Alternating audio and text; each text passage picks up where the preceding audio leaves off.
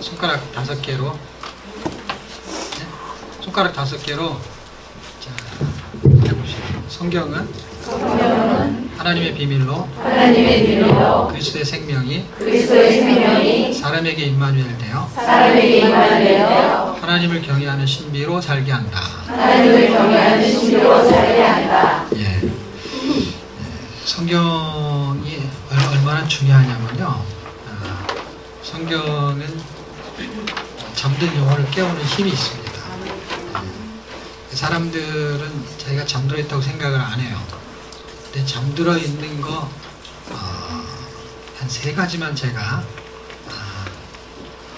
날씨가 추워서 설명해 드릴게요.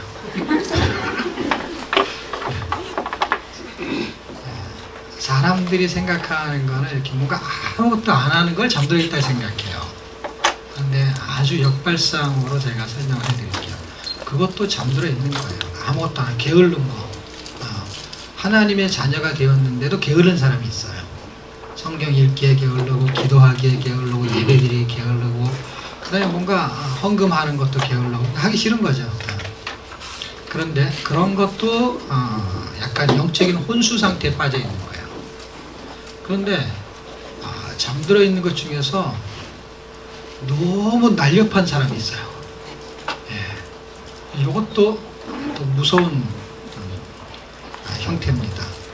일반적인 형태는 왜 안 무섭냐면, 일반적인 형태는 다 잠들어 있다고 느끼기 때문에 괜찮아요. 예. 그 자기도 어느 정도는 이해도 해요. 왜냐하면 자기 상태를 자기도 아니까. 자기 못한다는 걸 잘. 그래서 잘 못하는 것을 우리는 잠들어 있다라고 생각을 하는데, 이게 상대적으로 잘하는 경우가 있어요. 잘하는데 잠들어 있는 경우가 있어요. 그게 첫 번째는 뭐냐면, 교회 일도 되게 열심히 해. 헌금도 되게 열심히 해. 열심히라는 건 많이 한다는 거예요. 많이 하고, 충성되고, 헌신되고. 예. 그런데 뭘로 하느냐? 자기의 의로 하는 경우가 있어요. 이런 사람은 영적으로 깨이지 못해서 그래요. 그 한 행동이 유관적으로 잘못된 건 아닐 거예요. 왜냐하면 그렇게 하고 싶어도 안 되는 사람도 있어요. 전도도 열심히 하고, 기도도 열심히 하고, 열심히 그랬던 사람이 있어요. 그 사람이 바울이라는 사람이었습니다. 성경 공부를 많이 했어요. 자, 일단 첫 번째 중요한 거는 어두운 가운데 있는 거예요. 어두운 가운데 있는 게 뭐냐면, 열심히 하는데 어두운 가운데, 그냥 무조건 분주하고 바빠. 근데 자기가 영적으로 잠들어 있다 생각하지는 않아. 그게 잠들어 있는 거예요. 꼭 술 취한 사람이 나 안 취했어요 이런 사람하고 똑같은 거예요. 예. 그러니까 뭘 열심히 하니까 업적이 있잖아요. 그리고 그 업적이 있는데 누가 그걸 잠들었다고 표현을 해요. 그런 표현 자체를 안 하죠. 근데 성경은 그걸 자기의라는 걸 설명해요. 자기의를 보지 못하기 때문에 잠들어 있는 거예요. 깨어야 돼요. 깨어야 돼요. 예. 두 번째 영적으로 잠들어 있는 건 뭐냐면, 진리를 모르는 사람들. 성경은 많이 아는데 진리를 몰라. 얌브레나 뭐 이런 사람도 있어요. 항상 배우나 뭐에는 이르지 못해요? 진리에 이르지 못해요. 성경 지식도 해박해. 창세기 내용도 알고, 출애굽기 내용도 알고, 공부를 되게 하고 싶어 해서 막 여기저기 다니면서 공부를 많이 해서 실제로 아는 게 되게 많아요. 그런데 그 지식이 말하는 진리는 몰라. 그래서 율법에 매어서 살아요. 그래서 이상하게 그 사람하고 만나면은 굉장히 무서워. 왜냐하면 도끼를 갖고 다니니까. 발음이 도끼예요. 도끼. 그 사람한테는 도끼야. 그 사람 옆에 있으면 살기를 느껴. 그래서 살고 싶지가 않아. 살기를 느껴가지고. 그렇게 쳐다보면 다 눈초리가 어떻게 해요? 눈에다 도끼를 담아갖고 와. 너무 무서운 거야. 그 사람이 말하면 너무 날카로워. 칼날이야. 그래가지고 말 한마디 하는 게 맞는 말인데 이상하게 힘들어. 듣기가 거북해요. 틀린 말이 아니에요. 진리에 이르지 못해서 자유함이 없고 용서가 안 돼. 이 사람은 용서를 할 수가 없어요. 왜냐하면 율법이 어떻게 용서해요? 율법은 용서하면 안 돼요. 율법은 집행을 해야 돼요. 반드시. 자유함이 없어요. 그게 어둠에 갇혀 있는 거예요. 자기가 굉장히 빛이라고 생각해요. 그런데 사람을 자꾸 어둡게 만들어. 그리고 자기도 점점 어두워져요. 여러분, 인상을 쓰면 어두워져요? 밝아져요? 어두워져요. 이건 이상해요. 그거는요. 예수님은 그렇게 안 하면서도 사람을 회복시킨단 말이에요. 그건 진리이기 때문에 진리. 질리는 사람들은 잘 몰라, 진리. 질려가지고. 그게 한 끗 차이예요, 한 끗 차이. 자기가 어둡다고 생각을 안 하는 거야. 지금 자기 얼굴이 어두운데. 자기는 사실을 말한다는 거예요. 그렇게 사실대로 했으면 자기는 벌써 죽었지. 자기가 먼저 죽었지. 어떻게 여기까지 와서 그 말을 내뱉을 수가 있어. 그 사실이 자기한테 떨어졌으면 12번도 더 죽었죠. 그거를 모르는 거야. 그러니까 어두운 거지. 열심히 하는데 어두워. 제가 아까 한 얘기 해주는 거였죠. 연세대에서 한 얘기 요약 설명해 주는 거예요. 어두운 사람이 앉아있으면요, 공부를 해야 돼요. 어두워가지고. 배는 게 없는 거예요. 그래서 배는 게 없어야 되는 사람은 어둡기 때문에. 그러니까, 위아래 구분도 없죠. 어쨌든, 영적으로 자기가 어두운지를 몰라. 그리고 자기는 열심히 하기 때문에 잘한다는 거야. 그 다음에 자기는 성경 있는 대로 산다는 거야. 그런데 사람을 살려내지 못해. 우리가 레위기를 공부했잖아요. 레위기를 공부한 거가 사실은 예수님이 레위기 법대로 움직이셨어요. 근데 그게 나하고 연관성이 있다고 설명했죠. 이게 핵심, 제사법의 핵심이 화목제물이잖아요. 그렇죠? 화목제물, 화목해 하는 거예요. 죄 문제를 해결하고. 이렇게 화목해 하려면은 예수님 저렇게 못 박혀 죽으셔야 돼.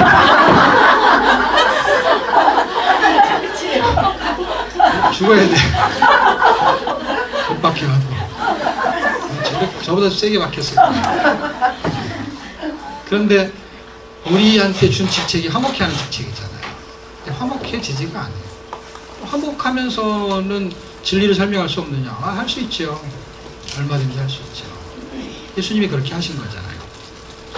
그 다음에 마지막에 세 번째, 영적으로 어두우게 되면 성경 공부도 많이 하죠. 그 다음에 열심히 하죠. 근데 어두워. 그러니까 자기만이 모르죠. 자기도 모르는 사람도 있지. 이걸 알아야만이, 이걸 깨달아야만이 눈이 떠진 거예요. 이게 어두움에서 빛이 들어온 거예요. 그러니까 그 빛으로 봐야 되는 것이죠. 자기 잣대가 아니라. 마지막 세 번째는 어두운 사람들이 세상에 뿌리를 내리고 삽니다. 영적으로 밝아지면은 진리의 지식에 이르게 되면 자유해지죠. 그럼 자기 열심으로 안 하면 어떻게 하냐? 하나님의 열심으로 열심을 내죠. 바울이 그걸 깨닫고 바꾸죠. 전에는 자기가 엄청 열심히 했죠. 그렇죠? 어떻게 바꿔요? 하나님의 열심으로 열심을 내놓으니. 열심이 없어지지 않습니다. 근데 거꾸로 배우고, 진짜 어두운 사람은요, 그냥 진리를 모르고 지식만 하니까 하나님이 다 하세요. 그러면 뭐라 그러지 아세요? 그럼 이제 나는 아무것도 안 하면 되겠네. 이런 거야. 그게 여전히 어두운 사람이 하는 얘기예요. 진리를 말하고 앉았는데 여전히 지식으로 알아듣는 거예요. 그러니까 예수님의 제자들이 예수님하고 같이 살았는데도 여전히 서로 다른 얘기하는 거 아시죠? 서로 다른 얘기를 해요. 예수님은 진리를 말하고 제자들은 뭔가의 지식을 말하는 거예요. 자, 어쨌든 마지막 세 번째, 영적으로 어둡게 되면 세상에 뿌리를 내립니다. 그런데 영적인 영혼이 회복이 되기 시작하잖아요. 그러면 하늘에 뿌리를 내리기 시작합니다. 말씀에 뿌리를 내리기 시작해요.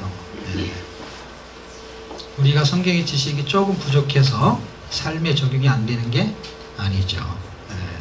그거는 진리를 몰라서 그러는 거예요. 지식은 상대적으로 많이 알게 될 것입니다. 점점 신학이 발달하기 때문에 누군가가 요약 설명을 점점 잘하는 사람이 많이 생겨서 그 설명이 너무 명쾌하게 설명이 될 거예요. 그런데 그게 무슨 이상한 언밸런스가 있어요. 정답인 것 같은데 율법 말하잖아요. 도끼눈을 뜨고 그게 정답인 것 같은데 이상하게 변화가 안 일어나. 그렇게 해도 이상하잖아요. 틀린 말이 아닌데.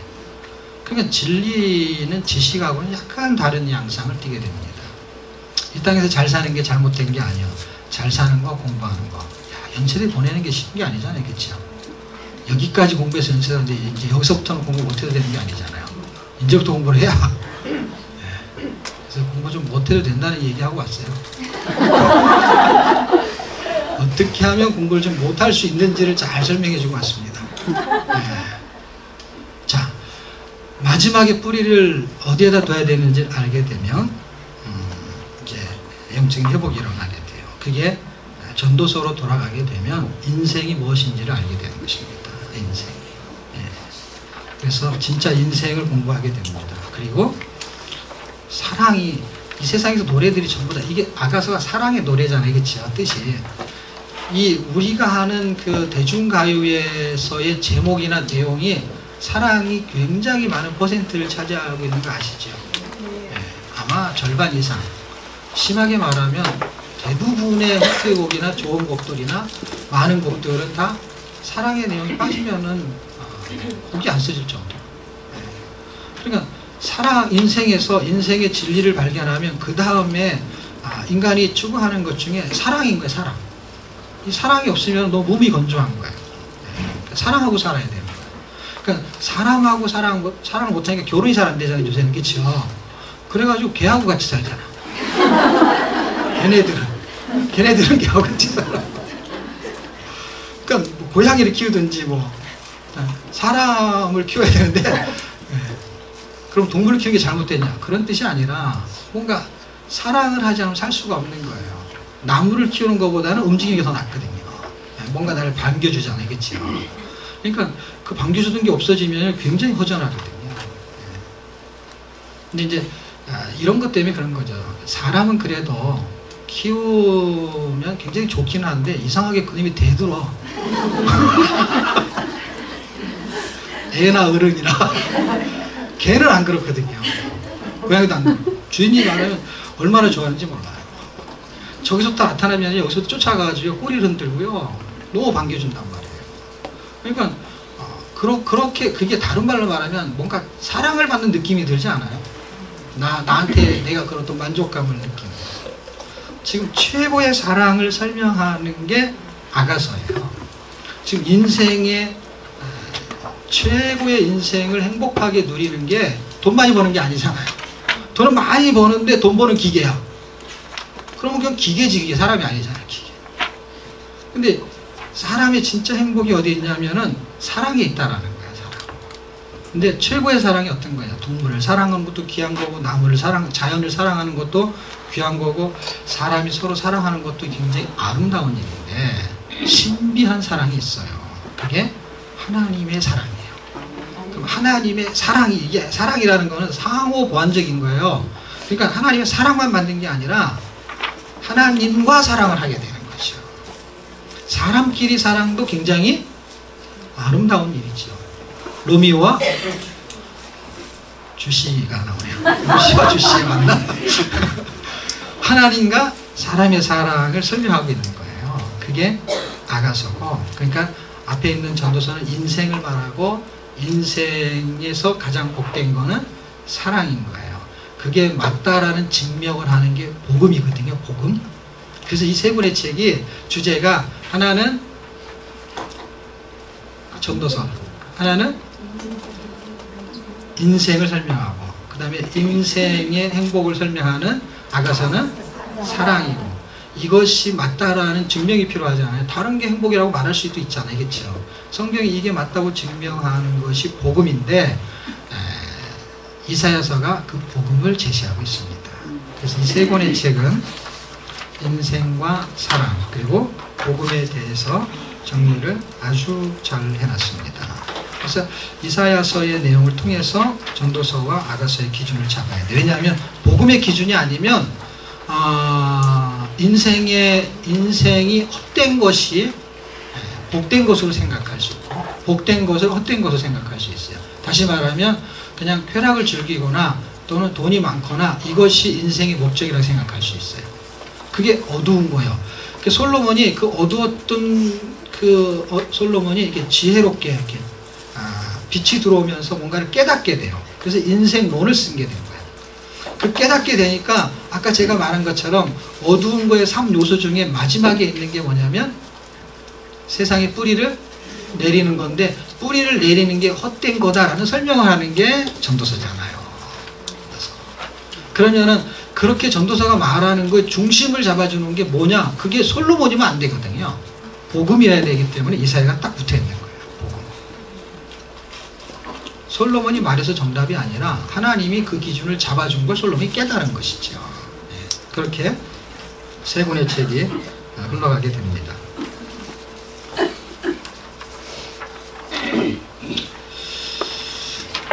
복습을 너무 오래 하는 거지 또, 그렇죠?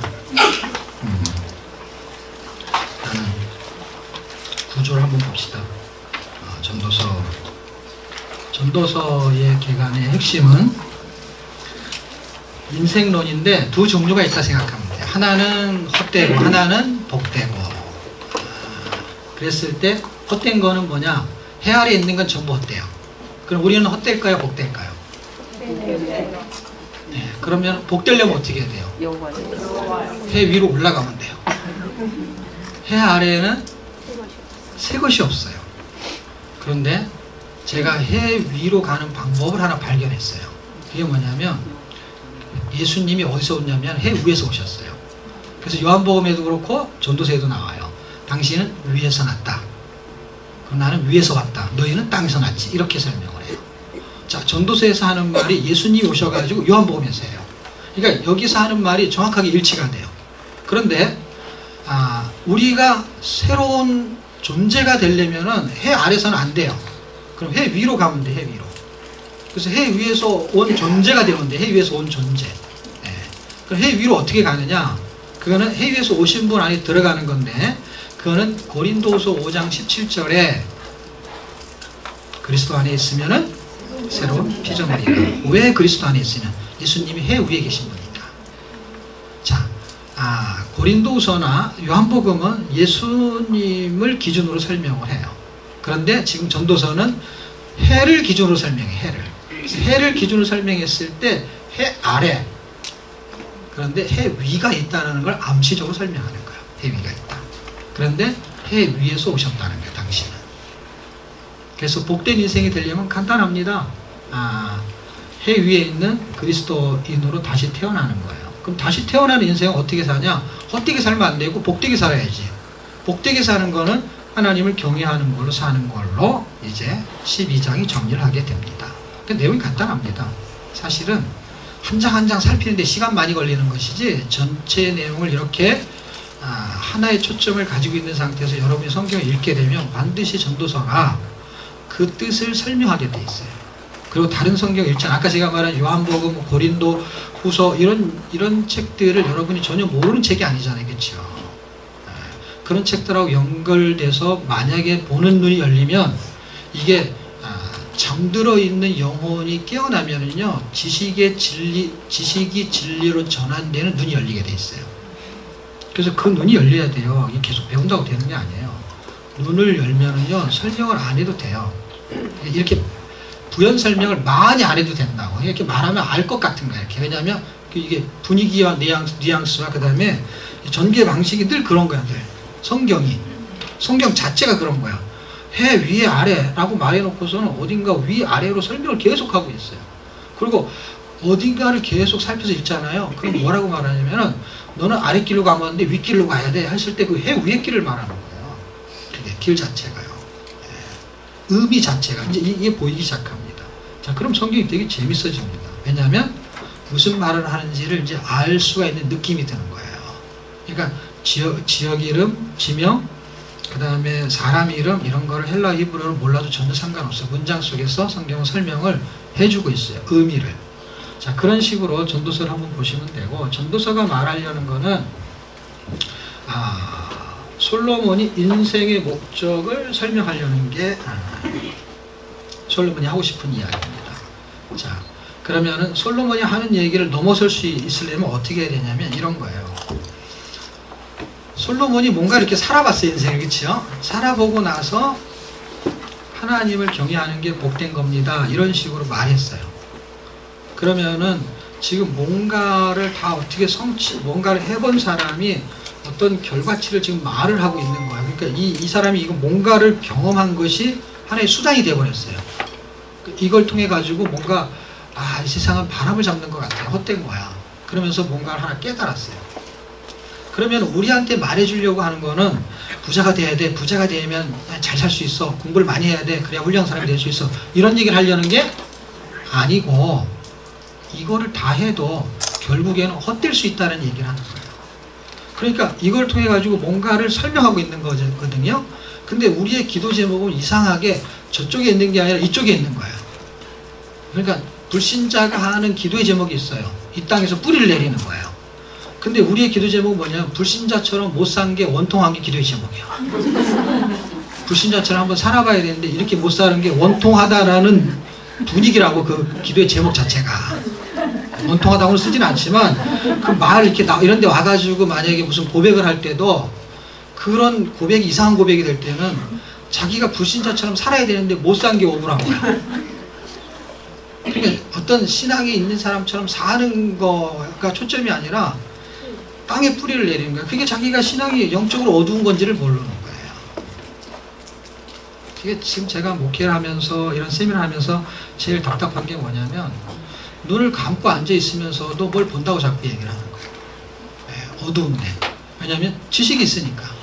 근데 진리를 몰라. 열심히 하니까. 할 말이 많은 거예요. 열심히 안 하는 사람은 이렇게 생각도 안 해. 열심히 하지 않은 것만치요. 그런데 판사, 검사, 의사 돼가지고 땅에 뿌리를 내려. 네. 그럼 판사, 검사, 의사 하지 말라는 게 아니라 그거를 통해서 하늘의 뿌리를 내리는 삶을 사는 걸 하기 위한 수단이 돼야 되는 거야. 그러니까 공부를 열심히 하는 것도 그 수단이 되고 돈을 많이 버는 것도 그 수단이 되고 그러면 괜찮은 거예요. 그런데 하늘의 뿌리를 내리고 하늘의 열매를 맺으려는 게 아니라 그냥 그 자체가 열매인 거예요. 그러면 전도서가 말하는 것을 이해할 수가 없죠. 전도서는 하늘의 진리를 설명한 복된 인생이 어떻게 사라지느냐를 설명하려는 거예요. 그러니까 가난해도 절로 갈 수 있어요. 부자도 갈 수 있어요. 그냥 상관없어요. 그러니까 다시 말하면 잘 사냐 못 사는 거하고 전혀 상관없을 수도 있어요. 왜냐하면 저쪽 거를 볼 수 있다면. 예를 들면 가난해서 보는 눈이 생길 수도 있고 부자가 되면서 은혜를 통해서 생길 수도 있어요. 그런데 거꾸로 해석하면 부자가 돼가지고도 부자가 돼서 안 보이는 경우가 있고 어떤 사람은 가난해서 돈 벌으라고 못 버는 수가 있어요. 그게 어디 써있냐? 잠언에 써있잖아요. 너무 부자가 돼가지고 하나님을 모른다고 할까봐 또 너무 가난해가지고 돈 벌러 가느라고 바빠가지고 하나님을 모른다고 할까봐 결국 부자와 가난한 거에 연관성이 없다라는 거예요. 하나님을 아는 거는 괜찮다는 거예요. 부자가 되든지 가난하든지 지식이 많든지 적든지 하나님을 경외하는 그리스도를 만나면 그는 복된 인생이 된다는 거예요. 그럼 지금 가능한 거예요. 지금. 자, 그게 전도서의 맥이에요. 전도서. 인생의 목적은 하나님께 있다라는 거예요. 하나님을 경외하는데 인생의 목적이 있다라는 거야. 이거를 발견하지 못하면 계속 솔로몬처럼 살고 싶은 거야. 어떻게 해요? 솔로몬이 이게 아니라고 했던 그것이 목적이 되는 수가 있는 거예요. 자, 구체적으로 헛된 인생과 복된 인생의 구조를 나눠본 거죠. 구조는 지금 제가 다 설명한 거죠. 어차피 세상에는 헛된 거죠. 자, 헛된 인생은 그러면 어떻게 사느냐? 헛된 인생은 자기 지식, 생각, 경험으로 삽니다. 그럼 복된 인생은 어떻게 살아요? 하나님의 지혜로 사는 거죠. 하나님의 지혜. 그럼 하나님의 지혜로 사는 건 뭐예요? 예수로 사는 거죠. 왜냐하면 우리가 잠언을 조금 공부를 했다고 가정하면 지혜를 얻는 자는 생명을 얻는다라고 했어요. 지혜가 머리 좋게 하는 게 아니라 생명과 관련된 거. 어떤 생명? 영원한 생명. 그러니까 지혜를 얻게 하는 영원한 생명은 그리스도밖에 없거든요. 예, 그리스도를 설명을 이미 잠언에 산 상태에서 전도서로 가야 되는 거예요. 예, 그 지혜를 가진 사람이 하나님을 경외할 수 있다라는 그런 설명을 하는 것이죠. 예를 들면 인생의 허무, 인간의 지혜, 수고한 업적, 세상의 부귀영화 이게 이 자체가 무익하냐? 그게 아니라 이거를 가지고 있는데 하나님을 만나지 못하면 이게 무익하지 않냐? 이런 의미를 설명하는 거예요. 하나님의 만남 이게 필요 없냐? 그런 게 아니에요. 왜냐하면 하나님을 만나도 하나님을 안 만나도 인생에 사는 동안에 이게 필요해요. 필요한데 이게 수단이라는 게 수단. 인생의 목적은 이게 아니라는 거예요. 부귀영화가 아니라는 거예요. 잘 살 수 있는데 이게 목적이 아니라 이것도 수단에 불과하다는 것이죠. 왜냐하면 이건 땅에 뿌리를 내리는 거예요. 하늘에 뿌리를 내린 사람들은 이거를 재료 삼는 거예요. 재료. 네. 자, 아가서는 그게 둘로 구분할 수 있는데 첫사랑과 사랑의 완성. 첫사랑이라고 비유를 쓴 이유는요. 하나님 우리를 사랑해요. 근데 우리는 누구를 사랑해요? 자식을 사랑해요. 우리는 누구를 사랑해요? 세상을 사랑해요. 그래서 첫사랑은 거의 짝사랑이잖아요. 그렇죠? 그래서 하나님이 우리를 사랑해요. 사랑하는데 우리가 안 만나줘요. 우리는 자꾸 다른 사람을 만나러 다녀요. 그래서 자꾸 찾아와요. 그래서 뭐 문두리는 문 전도할 때 나오는 게 꼭 문 두드리는 거 늘 나오잖아요. 그렇죠? 요한계시록 두드리면 열린다고. 그런데 예수님의 모양이 나오잖아요. 그렇죠? 우리의 마음의 문을 두드려 막 맨날 찾아와요. 찾아와서 뭐 발렌타인 때도 찾아오고 뭐 날마다 생일에도 찾아오고 찾아와가지고 뭔가 선물을 줘요. 그래도 안 만나줘요. 여러분 만나기 싫은 사람은요 선물도 싫은 경우가 있어요. 그러니까 선물도 안 받고 딱. 그런데 하루는요 결심을 하고 찾아와요. 오늘 안 만나주면 자기가 확 죽어버리겠다. 걱정이 막 태산인 거야. 막 죽을까봐. 근데 정말로 죽었다고 성경에 써있더라고요. 십자가에 달려 죽어버린 거야. 얼마나 사랑하면은요 나를 위해서 죽어버린 거예요. 그 사랑이 입맞춤으로 출발하는 이야기를 시편하고 연결하면은 시편의 이 편에 보면은 빨리 그분하고 입을 맞추지 않으면은 죽음을 초래한다. 구원의 입맞춤. 그래서 입맞춤을 사랑의 표현으로 쓰는 거를 구원하고 연결시켰어요. 시편이. 무슨 말인지 아시죠? 지금 입맞춤이라는 건 사랑하는 사람하고 하는 어떤 행위인데 그거를 구원하고 연결시켰단 말이에요. 성경이. 그러니까 하나님이 우리를 사랑해가지고 그냥 사랑을 나누는 정도가 아니라 구원을 전개시키고 있는 거예요. 그래서 구원이 발생한 사람에게 통해 가지고 사랑으로 구원이 발생한 거예요. 다시 말하면 사랑 때문에. 근거가 사랑인 거예요. 우리가 예뻐서가 아니고 그냥 사랑인 거예요. 내 자식은 그냥 공부를 못해도 그냥 사랑하니까 밥을 먹이는 거죠. 사랑하니까. 뭐가 좀 부족해도. 그래서 그 사랑이 하나님이 완성하는데 어떤 사람 완성하냐면 나도 하나님을 사랑하게 만들어요. 하나님이. 처음에는 하나님이 나를 사랑해. 그런데 내가 하나님을 사랑할 수밖에 없게끔 만들어.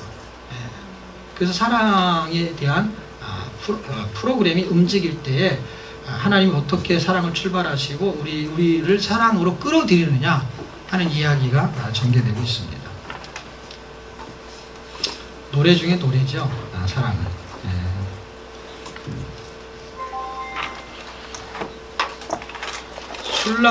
술람미 여인과 솔로몬의 사랑을 그린 이야기죠. 이제 아까 제가 전도서에서 설명한 게 있죠. 솔로몬이 어떻게 살았어요. 육신적으로 보면 되게 잘 살았어요. 그렇죠? 굉장히 지식도 많고 지혜도 많고. 그런데 그걸 가지고 뭔가를 설명했어요. 하나님 경외하는 거를. 그런데요. 지금 아가서를 통해서도 뭔가를 설명하려는 거예요. 뭘 설명하려는 거냐면 하나님의 사랑을 설명하고 싶은 거예요. 아가서를 통해서. 그런데 이것보다 쉬운 책이 있어요. 그게 에베소서예요. 에베소서 5장쯤 뒷부분으로 가게 되면 어떤 이야기가 나오냐면 부부의 사랑을 설명하면서 부부를 어떻게 생각하냐면 남편은 아내를 사랑하고 아내는 남편에게 순종, 복종해야 된다 이렇게 나와요. 이것 때문에 싸우는 사람 되게 많아요. 예를 들면 남편은 네 성경대로 같이 교회 다니는데 너는 왜 나한테 순종을 안 하냐 이렇게 말해요. 그러면 아내는 뭐라고 말해요? 너는 왜 남의 편만 드냐 그러는 것이고 너는 왜 나를 사랑 안 하냐 그렇게 말해요.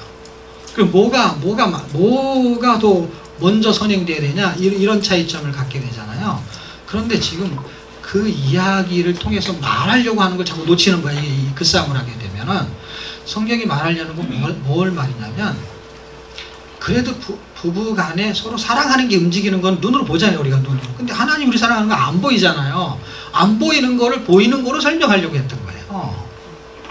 그러니까 안 보이는 거 보이는 거 뭐 그리스도가 교회를 사랑한 것처럼, 다시 말하면 하나님이 사람을 사랑하는 것처럼, 그리고 그렇게 사랑하면은 그 사랑을 받은 사람은 교회가 그리스도에게 순종해야 되고, 그런데 그것이 한 몸이라는 걸 설명했던 거예요. 그러니까 지금 남편과 아내가 뭔가 어떤 관계가 있는데 사랑으로서 맺어진 관계를 한 몸으로 지금 설명하는데, 부부는 그래도 둘이 따로따로 돌아다녀도 다 사람들이 예수를 믿든 안 믿건 부부는 한 몸이야, 이렇게 그냥 다 어디서 배웠는지 다 그렇게 알고 있더라고요. 그렇죠? 다 그렇게 알아요. 교회를 다니건 안 다니건 상관없이. 그런데 아주 중요한 성경 구절이 있어요. 거기를 읽어보면은 이 비밀이 크도다 이렇게 써있어요. 지금 비밀이라는 거예요. 하나님과 사람이 한 몸이 되는 게 비밀이라는 거예요. 사람이 남녀와 결합해서 한 몸이 되는 것을 가지고 이게 신비한 거라는 거예요. 두 몸이 따로 떨어져 살고 생각도 다르고 성격도 다르고, 그럼에도 불구하고 하나님이 아닌 사람끼리도 부부는 한 몸이야, 부부는 닮아가, 뭐 이렇게 말을 해요. 그걸 하나로 보여주는 거예요. 그걸 빗대가지고 지금 인간 세상에 오신 하나님이 사람을 그렇게 만드시면서 하나님이 우리와 한 몸이 되는 것을 설명하면서 이 비밀이 크도다 이렇게 말하고 있어요. 그게 비밀을 설명하는 거예요. 단순하게 인간이 인간을 사랑을 설명하는 정도를 넘어서고 있는 거예요. 그리고 인간이 인간을 사랑하는 것도 신비하다는 거예요. 왜냐하면 부부가 어떻게 한 몸이 되냐는 거예요. 쌈쌈둥이도 아니고 붙어 다니는 것도 아니고 신기하잖아요. 그러니까 근데 이 비밀이 크도다 하는 비밀이 이제 아가서에서 이제 흘러가고 있는 것이죠. 제가 설명하는 거는 아가서의 첫사랑과 사랑의 완성을 성전 건축으로 설명을 했습니다. 그래서 우리 책에 성전 건축으로 설명을 했던 이야기가 246쪽에 보시면 나옵니다. 저기 지금 246쪽에 있는 이야기예요. 맞죠? 245, 246. 시작이 245부터 출발할 거예요. 자, 246쪽에 보시게 되면 아가서의 주요 내용에서 성전의 설계도, 첫사랑은 설계도고 완성은 완성도. 그래서 성전의 개념으로 설명을 했습니다. 왜 그렇게 하게 됐냐면요, 그 중간쯤에 보시게 되면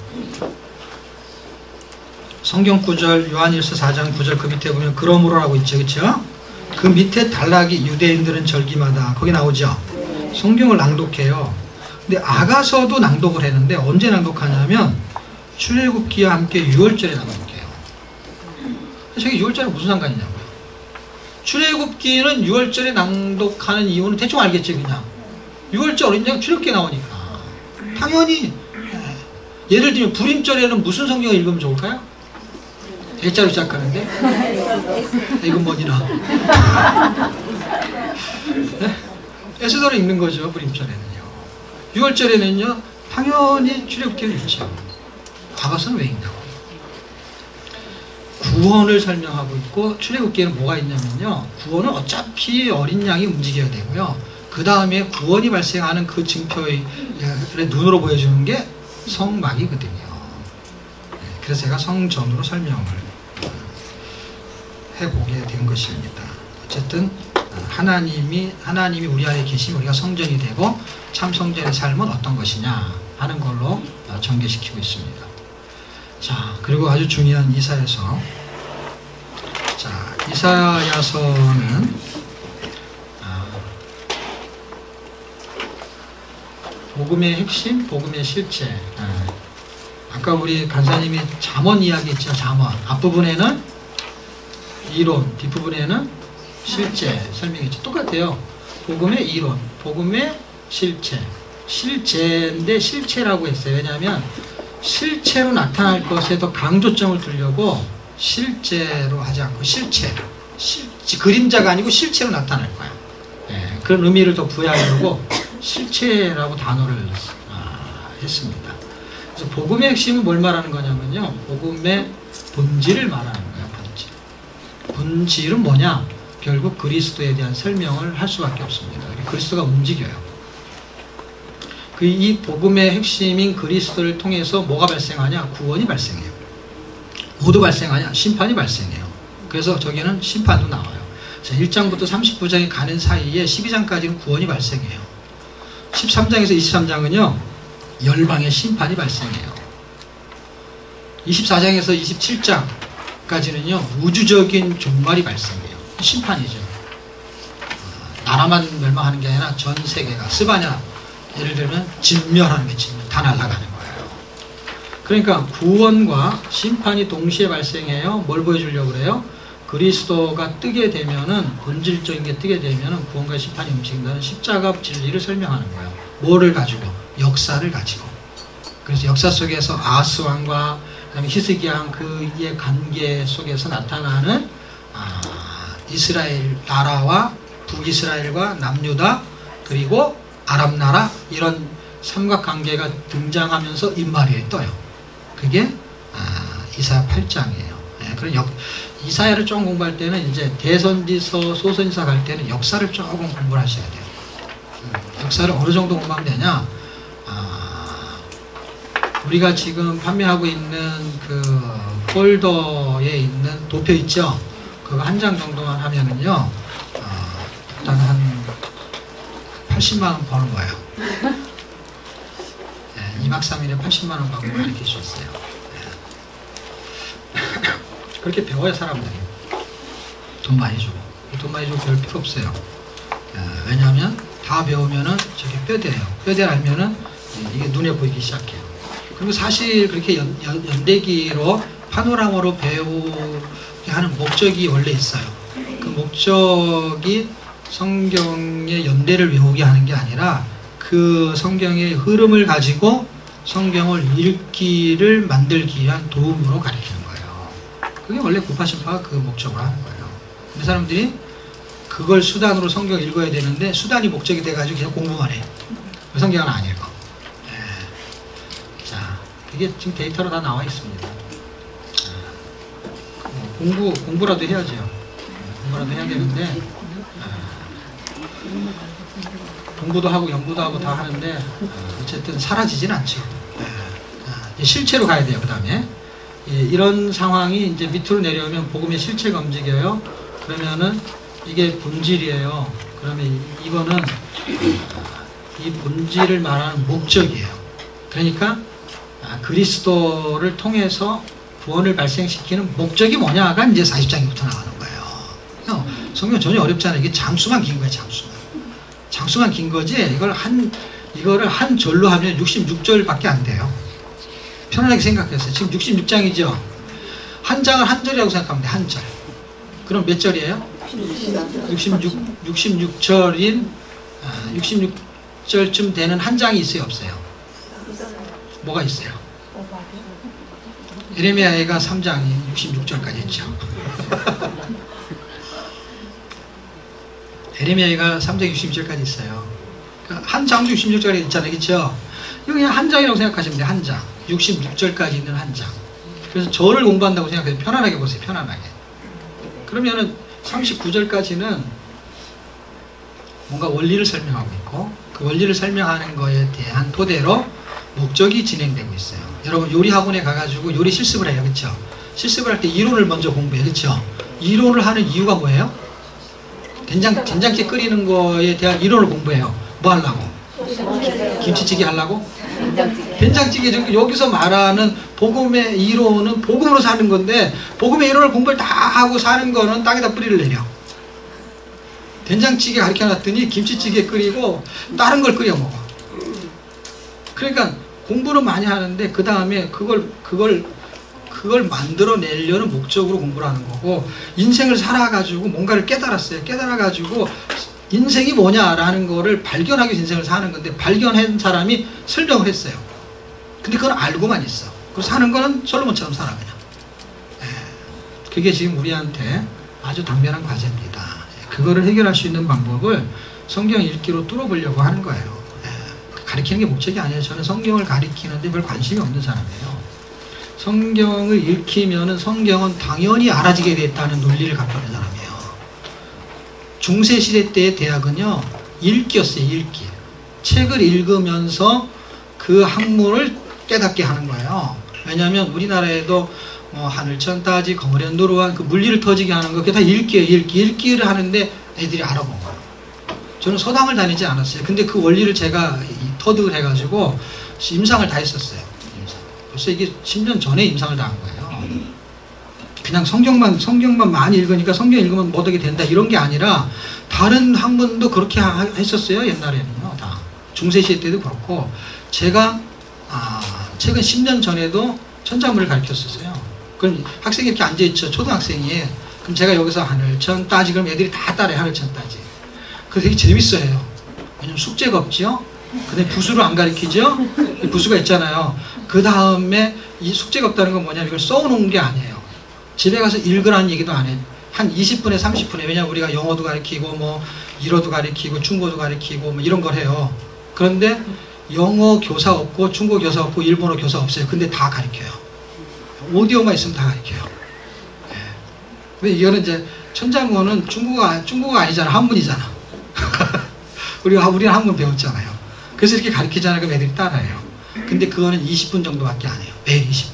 그럼 하루에 200자 정도 시켜요.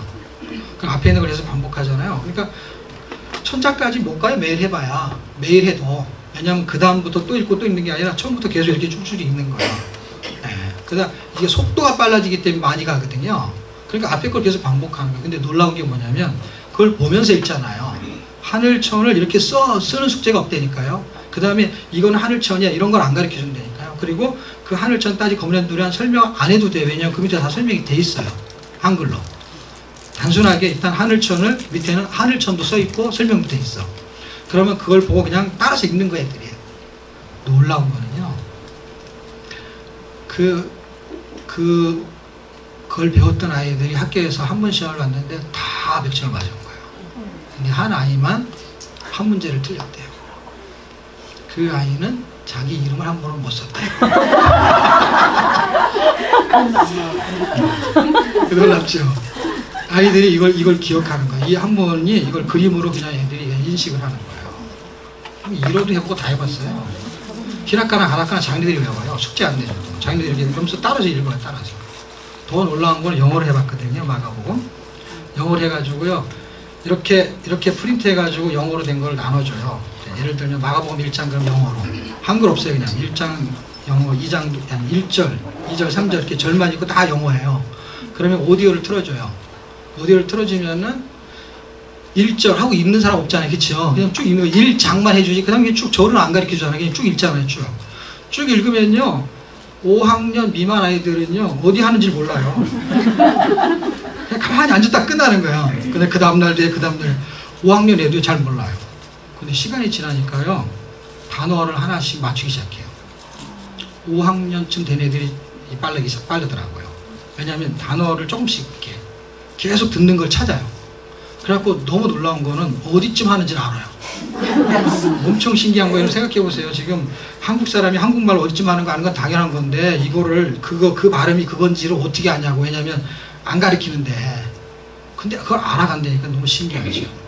알아요. 지금 어디쯤 하는지. 그 다음에요. 이 마가복음 그게 만약에 마귀나 이런 게 나와가지고 말하잖아요.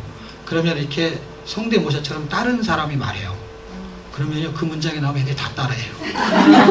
특이하거든요. 그리고 어디쯤 하는지 몰라도 따라해요. 왜냐하면 그거는 자꾸 들어갖고 와요. 근데 이게 별거 아닌 것 같죠? 숙제를 안 내주기 때문에 힘들지가 않는 거야. 그리고 이걸 해주잖아요. 그리고 이걸 단어를 찾아 이런 걸 안 해요. 근데 이걸 알아가기 시작한다는 거예요. 마치 잘 생각해보세요. 우리가 한국말 계속 듣는데 아이들이 어릴 때 무슨 기억력을 배웠어요? 계속 얘기하는데 그러면 눈높이에 맞춰서 쉬운 애들이 알아들을 수 있는 용어로만 말해요? 안 그래요. TV, 텔레비전, 발음도 이상하지만 하여튼 그러면 텔레비전 그럼 다 알아요. 싱크대 그럼 다 알아요. 그거를요. 싱크홀은 몰라도 싱크대는 알아요. 그래갖고 얘가 이렇게 기저귀 차고 있는 애한테 우유병 이거는요. 그건 싱크대에 갖다 놔. 그러면 얘가 이렇게 엉금엉금 가가지고 그렇죠. 싱크대라고 써놓은 싱크대라고 쓰지도 않았는데. 그리고 이거는 쓰레기통에 버려. 그러면 이렇게 가가지고요. 쓰레기통에 버려요. 신기하지 않아요? 뭐 싱크대도 이게 영어잖아요, 영어.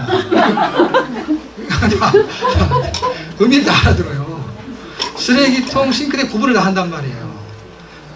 나중에 기억니들 배우는 거잖아요. 저는 성경 읽기가 성경 공부하고는 다른데 이거 같은 거예요. 이거. 그러니까 성경 공부는 기억니를 배우는 거예요. 그런데 10년을 기억니를 배우는데 말을 못해요. ABCD를 배워가지고 말을 못해요. 말을. 그런데 ABCD는 못 쓰는데 깐나레기가 말을 하잖아. 말을 들으면. 그러니까 의미를 이해하는 거 뭔가 이렇게 의사소통이 되는 거예요. 성경 읽기는 성경 공부 달라요. 근데 이걸 다 해야 돼. 두 가지 다 해야 돼요. 근데 성경 읽기는 먼저 해도 괜찮은 거예요. 왜냐면 먼저 하잖아요. 공부보다 먼저 하잖아요. 어릴 때 먼저 하는 거예요. 어릴 때 성경 읽히는 거예요. 그냥 공부하기에는 좀 수준이, 왜냐면 용어를 못 알아먹으니까. 용어를 못 알아먹죠. 뭐 예를 들면은 알파벳 모르죠. 그 일본어도. 근데 일본어를요, 주기도문, 중국어로 주기도문, 영어로 주기도문 이렇게 다 외워요. 그래서 한 10년 전에 제가 가르칠 때는 아이들이 학교에 가면 초등학교에서 뭐 하냐면 학예 발표 같은 거 해요. 1년에 2번 이런 거 하잖아요. 그럼 애들이 나와가지고 둘이서 같이 하든 혼자 하든 이렇게 발표하는 게 있어요. 근데 우리 애들은 전부 다 뭐 하냐 그러면 주기도문 해요. 주기도문. 주기도문 하는데 다 허락이 되는 거예요. 왜냐하면 영어로 하고요, 중국어로 하고 일어로 하잖아요. 그럼 선생님이 하라 그래요. 종교 행인데.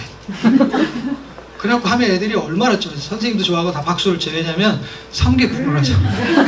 3개 구분에 4개 구분에 주기도문인데. 근데 그걸 다 외우게 만들거든요. 다 그렇게 공부하게 하고. 그러니까 그게 가능한 거예요. 실체는 이론은 공부할 수 있어요. 근데 실체는 공부로 되는 게 아니에요. 그렇게 새하늘과 새 땅이 있다라고 해봐야 공부해서 이게 느낄 수가 없어요. 실체는요. 그렇게 음식을 만들어서 먹으면 맛있다를 공부했어요. 맛있다를 하려면 먹어야 되는데 맛있다를 공부해. 짜장면은 맛있다, 바나나는 길다. 근데 먹지는 못해. 지금 실체는 어떤 의미를 갖고 있냐면 삶을 다루는 거예요. 성경은 늘 이런 구조를 가지고 있어요. 로마서 이런 구조를 가지고 있죠. 잠언 이런 구조를 가지고 있죠. 저거는 책만 긴 거예요. 책만 긴데 이렇게 함축하게 되면 내용도 별거 없어요, 사실은요. 그 역사를 잘 몰라서 좀 어려운 것 같은데 세계사보다 쉬워요. 나라가 기껏 나와봐야 뭐 나오냐면요, 처음에 나왔던 바벨론이 핵심 세력인 건 맞아요. 바벨론. 그리고 아수르가 좀 앞에 움직이고 애굽은 계속 나오기 때문에 그냥 애굽은 그냥 그렇게 있다고 생각하면 돼요. 그 다음에 애굽은 늘 있어요. 근데 아수르, 그 다음에 바벨론, 그 바벨론이 끝나면은 페르시아 끝나면은 헬라 끝나면 로마잖아요. 근데 성경의 구약 역사 속에는 로마는 안 나와요. 헬라도 안 나와요. 누가 나와요? 페르시아가 90%로 끝나요. 그러니까 예를 들면 포로로 잡혀가는 침묵시대 쪽에는요, 그냥 바벨론 이야기는 이제 아수르 넘어가고 바벨론, 여기가 이제 성전이 무너지기 전까지 바벨론이 움직여요. 성전이 무너지고 난 다음서부터는 바벨론도 무너져요. 그렇죠? 그러면 다 어디로 넘어가냐면 페르시아 시대로 가는 거예요. 그러면 나라가 기껏 나와야 두세 나라밖에 안 돼요. 이쪽은 헬라하고 이 침묵시대로 가긴 하지만 이거는 성경에 별로 기록도 안 돼 있어요. 그러니까 헬라하고 로마는 신약으로 가야 되는 거예요, 결국에는. 그럼 이 앞에 있는 나라가 몇 나라냐? 몇 나라 안 되잖아요. 기껏해야 아수르하고 뭐예요? 바벨론 아니면 페르시아예요. 그 세 나라밖에 더 돼요. 그리고 아수르는 별로 나오다 그냥 없어져요. 그럼 기껏해야 바벨론하고 페르시아 2개밖에 안 나온 거예요. 2개의 나라의 왕을 또 외울 필요도 없어요, 전혀. 페르시아 뭐 외우면 돼요? 오레스 하나만 외우면 돼요. 오래 외울 필요 없어요. 오레스 하나만 알면 되는 거예요. 더 이상 그 왕들을 역사를 많이 공부해서 뭔가를 공부할 때 필요하지, 우리가 성경을 읽는 데에서 이게 어느 나라에 어떤 왕이냐 정도로 알 정도면은 정말로 왕을 외울 게 몇 명 안 돼요. 그리고 아수르 왕 외울 게 뭐 있어요? 지금 이제 이사야로 가면은 36장에 39장에 나오는 아수르의 왕이 있는데 사네립이에요. 그리고 그의 이제 군대 장군이 이제 그 추종 세력이 이제 랍사게가 나오는 거고요. 이름도 그거 못 외워도 상관없어요. 근데 이제 그님이 자꾸 나와가지고 히브리 방어로 말하니까 잎사귀에 말하잖아요. 그래서 그런 것이 외우기도 쉬워요. 랍사귀인지 잎사귀인지 하여튼간 자꾸 말하지 말래 자꾸 막 입으로 말하잖아요. 그거 하나하고 산해립 그 외에 별로 없어요. 딱 그 시기에 왕들이 많이 나오고 뭐 복잡해서 뭐 초점을 못 잡으니까 많은데 이놈이 어디에 해당되는지는 몰라니까 헤매는 거지. 실제는 핵심적인 왕 두세 명만 알면은요, 나머지는 사실 그냥 묻혀서 가는 거고요. 우리가 드라마를 볼 때 사실은 드라마를 볼 때 나오는 인물, 영화 같은 거 보면은요, 어떤 거는 거기 나오는 등장인물 이름을 다 쓴 경우가 있어요. 빽빽하게 올라가더라고요. 근데 그거를 뭐 눈여겨보는 사람 누가 있어요? 주인공 한 2명만 알면 되지. 그래서 어떤 영화에 뭐 밀정에서 누가 나왔다. 그럼 누가 나온 사람 2명, 기껏해 3명. 등장인물이요, 주인공 한두 명만 알면은 그 영화 설명을 다 한다니까, 설명을. 나머지는 뭐야? 나머지는 엑스트라는, 나머지는 뭐냐면, 그냥 행인. 아니면 장사꾼. 뭐 이렇게 하면 다 말이 되잖아, 말이. 그런데 주인공, 이렇게 말하기 그러니까 뭔가 사람 이름 좀 말해야 되잖아요. 그런 이름이 몇 명 안 된단 말이에요. 우리가 지금 보는 드라마나 영화나 똑같아요, 여러분. 이걸 드라마로 만들어도 똑같고요, 영화로 만들어도 똑같아요. 그러면 엑스트라들이 움직이면서 실제 주인공 역할을 하는 사람을 통해서 말하려고 하는 게 있어요. 다윗을 통해서, 아브라함을 통해서, 그리고 이방 나라의 어떤 산헤립을 통해 가지고, 그리고 이쪽의 왕은 여러 왕이 있지만은 왕 중에서 아하스 역할이 있고, 그 다음에 히스기야 역할이 있고, 그런 왕들이요, 기껏해야 외국 왕까지 다 합쳐봐야 10개, 20개 안 돼요. 20개는 좀 많게 느끼죠? 10개 안 돼요. 그 정도만 알면 충분합니다. 자, 이사야는 좀 그렇게 흘러가고 있고요. 이사야의 주제를 좀 제가 설명을 할게요.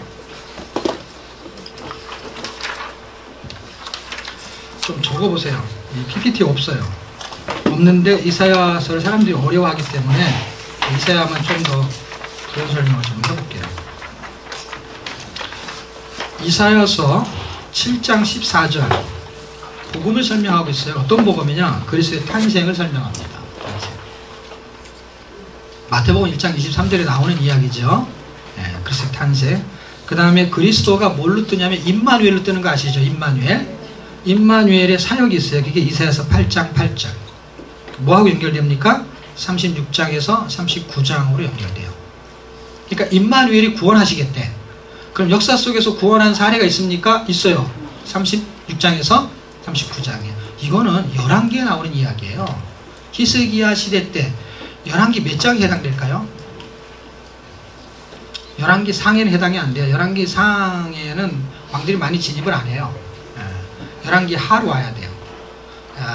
이 도표 이거 1시간만 가리키면 이거 다 할 수 있거든요. 지금 설명할 핵심은 1시간이면 다 끝나요. 1시간이면. 그 약간 노란색으로 나온 거 있죠? 그 약간 녹색 바탕에. 그거 한 장이면은 지금 제가 설명하는 역사를 여기서도 설명하고 저기서 설명하고 다 할 수 있어요. 에레미야가도 마찬가지고. 그게 핵심적으로 움직이는 것이 북이스라엘이 17장으로 그냥 끝나요. 그 17장으로 끝나면 18장으로 전개될 때 거기는 남유다가 전개돼요. 그래서 남유다가 전개되는 사건이 열왕기에도 중요하게 다뤄요. 그러니까 대선지서에도 중요하게 다뤄요. 히스기야 시대 때 이사야가 그 대선지서잖아요. 그러니까 18장 이후에 등장하는 이야기예요. 그러니까 18장 이후에 등장하는 얘기가 이사야서 36장, 37장, 38장, 39장에 그대로 갔다 왔어요. 여러분 성경에서요, 같은 성경을 인용할 때요, 이게 지금 다른 성경이잖아요. 열왕기 하하고 이사야하고 다른 성경이잖아요. 다른 성경. 그러니까 이사야는 이사야 목적으로 써야 되는 거고, 열왕기는 열왕기에 목적이 있는 거예요. 그 글 자체가, 책 자체가. 그러니까 글을 쓰면서 다른 글을 인용할 수는 있어요. 얼마든지. 그렇죠? 인용했을 때 그 길이 길어봐야 5절 이상 넘는 것이 거의 드물어요. 아니면 한두 절, 아니면 석절. 신약도 그렇고 구약도 그렇고 인용할 수 있어요. 이게 다른 책에서. 그런데 여기는요, 36, 37, 38, 39 녹장을 그대로 갖다 베껴놓습니다. 굉장히 이게 다시 의미가 다르다는 걸 설명하려는 거예요. 이렇게 인용을 하지 않는단 말이에요. 성경 패턴 자체가. 그런데 여기는 왜 이렇게, 그러니까 책이 길어진 거예요, 책이. 그거를 그렇게 녹장식이나 인용하면 어떡하냐고. 근데 설명을 해야 되기 때문에. 하나님이 임마누엘로 구원한다는 설명을 역사적으로 어떻게 구원했느냐, 이거는 지금 구원한다는 얘기를 하고 있으니까 8장에서 어떻게 구원하느냐를 보여주는데, 내가 이렇게 구원했다 라는 거를 그냥 통째로 집어넣은 거예요.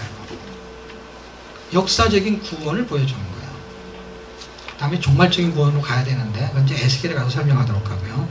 역사적인 구원, 첫 번째는 그리스도의 탄생이죠. 성경 구절은 7장 14절. 두 번째는 그거는 임마누엘의 사역. 어차피 임마누엘은 그리스도를 말하는 거예요. 왜냐하면 마태복음 1장 21절에 아들을 낳은 이름을 예수라 하라, 23절 아들을 낳은 이름을 임마누엘 하리라 하는데 거기서 인용한 거잖아요. 그러니까 그 아들이 결국 누구예요? 예수님이고 그게 임마누엘이라는 얘기죠. 그렇죠? 그러니까 그 구원 사역이 있죠. 자, 그 다음에 9장 2절. 9장 2절에는 그럼 어떤 사역을 하시냐? 그분이 사망의 그늘질 땅에서 구원하는 사역을 해요. 어떤 곳에서 어디서 어떤 사역을 하느냐? 사망의 그늘질 땅. 근데 마태복음 4장 16절에 이걸 갖다 인용을 해요. 지금 제가 설명한 이 본문을 인용한단 말이에요. 거기에 예수님이 그 지역을 설명할 때 지역이 어디냐면 갈릴리 지역이에요. 그 갈릴리 지역에 그 12지파들이 나눠서 살았잖아요. 그래서 거기 나눠서 사는 수불론, 납달리가 나오잖아요. 지금 거기를 말하고 있는 거예요. 9장 2절이. 그런데 이 9장 2절이 말하는 그대로의 본문을 옮기는데 그 지역이 북이스라엘이에요. 북이스라엘. 지금 예수님 당시에는 북이스라엘, 남유다 이런 개념이 없잖아요. 그렇죠? 그런데 그 위치의 지역은 지금 나라가 둘로 나눠졌을 때 위치가 북이스라엘에 해당되고, 누구한테 포로 잡혀갔냐? 아수르한테 잡혀갔어요. 가장 극악무도한 나라 중에 하나가 아수르거든요. 그 당시에. 그 아수르한테, 아수르가 대단한 나라예요. 그 구스라는 나라, 그 다음에 그 애굽이라는 나라 강대국인데 그 나라까지 다 그냥 목을 날리는 나라예요. 아수르가. 근데 희한하게 애굽은 그랬다. 다시 하나고 다시 하나 희한하게. 근데 아수르 날아가면은 바벨론 되는데 애굽은 이상하게 계속 있는 것 같아요. 근데 애굽도 엄청난 고난을 당하거든요. 막 진짜 벌거 벗겨서 끌고 가거든요. 지금 이사야서에 보면은 이사야가 3년 동안 벌거벗은 예표가 나오죠. 그렇죠? 예조가 나오죠. 그 설명이 애굽을 의지했기 때문에 거예요. 그 설명은 좀 이따 시간이 되면 하도록 하고요. 어쨌든 이 구조를 이해하시는, 이사야 구조가 굉장히 중요해요. 제가 지금 잠언, 전도서, 아가서 이런 책을 봐도 충분히 가능해요. 근데 지금 이건 장이 긴다는 건 무슨 얘기냐면은 초점을 잡아줘도 이렇게 양이 많기 때문에 빨리 파악하기 힘들어. 그렇기 때문에 제가 여기는 좀 시간을 들여 설명을 하는 거예요. 이 앞부분은 설명이 좀 부족해도 여러분이 금방 쫓아갈 수 있어요. 근데 이사야서는 이사야서는 하도 여론머리가 많아가지고 뭐 제1, 2, 3 이사야서 이렇게 공부를 하도 가르쳐놔가지고 사실 초점을 잘 못 잡아요. 그래서 그게 왜 성경은 어떻게 보느냐, 1, 2, 3 이사야에 대해서 그것도 시간이 되면 한번 해볼게요. 자, 어쨌든 사망의 그늘질 땅에서 구원하는 사역을 하시고, 마태복음 4장에는 그것을 그 사역을 하시러 오신 분이 그분이라는 걸 증명했어요. 네. 자, 그 다음에 네 번째는 아름다운 소식이에요. 그 내용이 어떤 소식이냐? 지금 예수님이 탄생하시고 그분이 사역을 하세요. 역사적으로 그것이 실제적으로 어떤 것이냐? 사망에서 구원하는 사역인데 그것이 우리에게는 복음이다 라는 얘기는. 그래서 40장 넘어갑니다. 복음이에요. 그래서 복음을 아름다운 소식 40장 9절, 41장 21절, 52장 7절. 여기에는 단어만 바꾸죠. 기쁜 소식 또는 좋은 소식 세 번 나와요. 그런데 이거를 어디서 인용하냐면 로마서가 인용하잖아요. 로마서 10장 5절에 복음을 가지고 산을 넘는 자들이 하면서 아름다운 소식을 전하는 아름다운 발이라는 거죠. 근데 그 아름다운 발이라는 그 소식이 구약 신약 성경에서 다 뭘로 번역을 하냐면 다 복음이라는 단어로 번역해요. 그런데 이게 구약 성경을 인용했잖아요. 그 아름다운 소식을 헬라어로 번역하면은요, 이제 헬라어를 번역한 게 이제 아름다운 소식이 된 거죠. 그럼 유앙겔리온이라는 단어예요. 그러니까 그 단어를 알아야 되냐, 알아야 된다는 게 아니라 그거를 어떻게 번역하냐는 걸 설명하냐는 거야. 유앙겔리온은 복음이야, 그냥 복음. 그 복음을 풀어서 설명하니까 한국말로 아름다운 소식, 좋은 소식, 기쁜 소식이에요. 영어로 하면 굿뉴스가 되는 거예요. 그러니까 그 단어가 어디서 나온 거냐? 그 단어가 여기서 나왔다니까, 이사야서에서요. 이사야서는 지금 복음을 설명하고 있었던 거죠. 복음을. 어떤 게? 지금 앞에서 설명한 세 가지가 복음이니까 그걸 전하러 다닌다는 거예요. 어디서? 40장부터는. 그러니까 39장까지는 그래서 탄생과 그분의 사역이 사망에서 구원하겠다는 얘기예요. 이것이 좋은 소식이라는 거예요. 이게 복음인 거예요. 예수 믿고 구원받고 천국 가는 이런 게 아니고, 좋은 소식은 사망이 생명으로 전환이 된 거예요. 그러면은 생명으로 살아야 되는데 자꾸 율법을 가지고 사람을 죽이면은 이 복음이 이상해진다는 거예요. 그럼 복음으로 이렇게 잘못된 사람을 살려낼 수 있느냐? 살려냈기 때문에 우리가 살았잖아요, 지금. 자기 생각을 자꾸 안 하는 거예요. 자꾸 잘 안 하는 사람을 생각하는 거예요. 내가 잘 안 하다가 지금 예수 믿었잖아요. 네. 제가 바울을 보면서 제 모습을 보게 됐는데, 바울은 율법에 정통한 사람이고 율법대로 살았어요. 말하자면 정말 구제도 하고 11조도 하고, 뭔가 아까 제가 말한 어두웠던 부분으로 설명했던 거, 영적으로. 그렇지만 그 영적인 것을 보지 않고 뭔가 이렇게 표면적으로 보면 그렇게 신앙생활 하기도 힘들어요. 그런데 그렇게 살았어요. 그런데 그가 사도행전 9장에 예수님을 만나잖아요. 그러면서 율법으로 살던 그가 복음을 만나니까 뭘로 살기 시작했어요? 복음으로 살기 시작했어요. 그런데 그걸 보고 제가 놀란 게 뭐냐면, 저는 예수를 믿는 집안에서 태어난 게 아니기 때문에, 예수를 믿는 집안에서 태어난 사람들은 복음으로 살지 않아요. 처음부터 애들은 다 율법으로 살아요. 교회 가기 싫은데 가야 돼. 그래서 가는 거야. 아버지가 교회를 다니는 거지 애는 교회를 다니는 게 아니라 거기서 태어났어. 그러니까 율법으로 사는 거야. 얘는 율법으로. 그러니까 11조 하는 것도 율법인 거야. 그냥 하기 싫어도 해야 되는 거야. 그런 거와 비유를 들면 그렇게 비슷한 건데, 저는 그럴 필요가 없잖아요. 교회 다닐 필요도 없고 11조 할 필요도 없고 그냥 성경 읽을 필요도 없는 거예요. 그냥 세상적으로 살다가 예수를 만난 거예요. 복음을 만났어요. 너무 놀라운 것은요, 복음을 만나면 복음으로 살게 하려고 복음을 만나게 한 거잖아요. 근데 내가 세상에서 살다가 예수를 만나니까요, 복음을 사는 게 아니라 율법을 살더라고. 요걸 고쳐야 되나 봐. 뭘 배우기 시작했어요, 이거를. 복음으로 딱 누가 복음을 설명을 안 했던가 생각해 보니까, 복음이 예수 믿고 구원받으면 복음이야, 이게 복음이 아니라는 걸 알겠던 게, 제가 복음은 그런 게 아니라는 거예요. 그러니까 복음으로 살아야 되는데 성경을 배우면서 복음을 배운 게 아니라 율법을 배운 거예요. 그런데 복음이 기준이 되는 삶을 배워야 되는데, 성경은 그러면 어떻게 가르치느냐? 교회하고 다르게 가르치는 걸 발견했어요. 교회는 기초를 가르쳐요, 기초를. 그래서 처음엔 교회 나오고, 처음엔 성경 한 장 읽게 하고, 이렇게 해서 뭐 조금씩 한 장을 2장 읽고 3장 읽고, 이런 식으로 가르치는 거야. 주의를 지켜야 되고 11조를 해야 되고 봉사를 해야 되고, 이렇게 가르치는 게 있어요, 이렇게 천천히.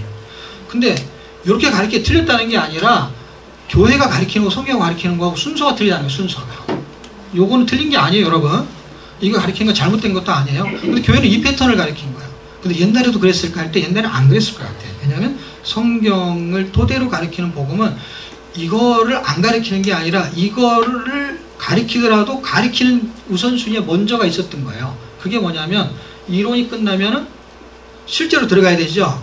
실제로 들어가는 게 요게 아니고, 이거를 한 장을 못 읽어도 상관없고 기도를 1분 못해도 상관없어. 기준을 잡아주는데, 이 기준이 아니라 이것도 하기 힘든데 잡아주는 기준도 하기 힘들어. 그런데 기준을 뭘로 잡아주냐면, 눈에 보이지 않는 어떤 기준을 먼저 잡아주는데, 그 기준이 이렇게 해서 나중에 그걸 해야 될, 이렇게 교회로 말하면 1단계, 2단계, 3단계, 4단계, 5단계 이렇게 해서 어떤 단계에 이르는 요거가 있을 거 아니에요. 요거를 먼저 가르치더라고. 그게 제가 뭘 보고 깨달았냐면, 로마서 12장을 보고 깨달았어요. 11장까지는 이론을 설명해요, 로마서가. 근데 12장에 가니까요, 주의를 성수해라, 헌금해라, 이런 얘기가 딱 나오는 게 아니라 예수로 살아라, 이렇게 나오는 거예요. 그러니까 11조 다 하고 헌금 다 하고, 그러면 그거 하지 말아야 되냐? 그런 게 아니고요. 그런 걸 다 하더라도 하나님은 나에 대한 비전이, 나를 구원하신 비전이 11조 시키려고 하는 게 아니라는 걸 알게 됩니다. 하지 말라는 게 아니라 11조를 시키려고 구원시킨 게 아니란 말이에요. 본질적으로 그게 아니란 얘기지. 그걸 안 해도 돼, 이렇게 해석할 필요는 없어요. 왜냐하면 교회도 뭔가 하나님이 운영에 대한 하나님의 계획이 있을 거 아니에요. 어떤 형태로. 그래서 10의 2조가 아닌 10의 1조라는 어떤 걸 만들어낸 거고, 구제하기를 원하고 헌금하기를 원하고 하는 구조는 있는 거거든요. 그래서 그 구조를, 성경에 있는 구조를 막을 필요는 없어요. 그런데 그 자체를 목적으로 우리를 구원시킨 건 아니라는 것이지. 그러면 그건 해야 될 일이지만 나에 대한 궁극적인 목적이 있는 부분을 더 빨리 내가 알아야 되는 거잖아요. 더 빨리 알아야 되는 걸 이상하게 늦게 가르쳐 주는 것 같아. 이상하게. 그 더 빨리 알아야 되는 건 성경은 그걸 먼저 가르쳐 주는 거예요. 먼저. 그래서 그게 되는 사람은 당연히 이게 되는 거죠. 근데 이게 되는 사람은 당연히 이게 또 안 돼. 이상하잖아요. 이게 되면 이거는 되게 돼 있어요. 예수로 사는 사람이 돈이 아까워서 못해 이런 리가 없잖아요. 근데 체면으로 돈을 낼 수 있어요. 회비 내듯이. 이거는 뭐 안 살아도 포장이 되니까. 포장이 어느 정도 뭘 하면은 성경도 몇 장 읽고 이렇게 말하면 믿음이 좋다고 자꾸 평가를 하니까. 헌금만 많이 내도 믿음이 좋다고 말을 하니까. 근데 성경은 헌금 많이 내면 믿음이 좋다고 평가를 안 한다는 얘기야. 헌금을 많이 하든 적게 하든 상관없이 헌금은 요구하지만 헌금으로 기준을 삼지 않는 거예요. 몇 시간 뭘 했냐를 삼지 않는 거예요. 네가 어떤 마음으로 했냐가 더 중요해. 그러니까 마음은 딴 데가 있는가. 나를 교회가 알아주겠지. 내가 이렇게 하게 되면 믿음이 좋다고 말하겠지. 저 사람이. 누가? 교회 지도자가. 아니면 다른 성도가. 그러니까 그 사람 때문에 하는 거. 헌금을 하나님 때문에 하는 게 아니라 자기 때문에 하는 게 자기가 어떻게 보여질까 봐. 그게 아나니아와 삽비라잖아요. 아나니아와 삽비라가 그래서 죽은 거거든요. 그러니까 죽은 영혼인 거예요. 죽은 영혼이 살아있는데 그런 일을 하는 거예요. 그러니까 본질을 알게 되면 그걸 살아내야 되는데, 살아내는 힘은 결론치고요. 내가 복음이 들어오면 나는 복음으로 살아야 되는데 이상하게 내가 율법으로 살고 있더라고요. 공부를 하다 보니까 어떻게 해요? 그래서 우리 때는요, 주일날 공부하면 안 돼. 그래서 12시 넘어서 12시 1분이 되면 그게 월요일이야. 그때 공부해야 돼. 주일날 과자 사 먹으면 안 돼. 그리고 신앙심이 좋을수록 과자를 안 사 먹어야 돼. 근데 이상하게 주일날 과자 사 먹고 싶었거든요. 그런데 제가 다니던 교회가요, 이렇게 코너가 있으면 이렇게 코너를 끼고 들어가서 골목으로 들어가요. 그러니까 여기는 코너고 이게 여기 길이, 이게 사거리 길이 이렇게 있으면 사거리 길에서 이 골목으로 들어가면 여기 교회가 있는 거예요. 그럼 여기는 가게야. 그러면은 이 사람이 교회에서 나와가지고 여기 나와가지고 이렇게 탁 여기서 사가지고 나올 때 이 사람이 교회가 여기 있지만은 여기 골목에서 이 사람이 나올지 안 나올지 확인이 안 돼. 교회가 이렇게 앞에 있는 게 아니라 이렇게 저쪽에 있어가지고 이 사람이 내려와서 이렇게 딱 내려올 때 내가 물건 사고 딱 나올 때 눈이 마주치면은 그날은 교회가 아주 그냥 풍지박산나는 거야. 온 교회가. 제가 학생 시절에는 거의 다 그랬어요. 분위기가. 웬만한 교회도 그런 교회가 되게 많았을 거예요. 그럼 그게 잘 됐냐 못 됐냐 옳냐 그러냐 이런 게 아니라 기준점을 그걸로 잣대를 삼았던 것이죠. 근데 이게 진리에 눈을 뜨기 시작하니까 주를 경건하게 살 수 있으면 좋죠. 경건하게.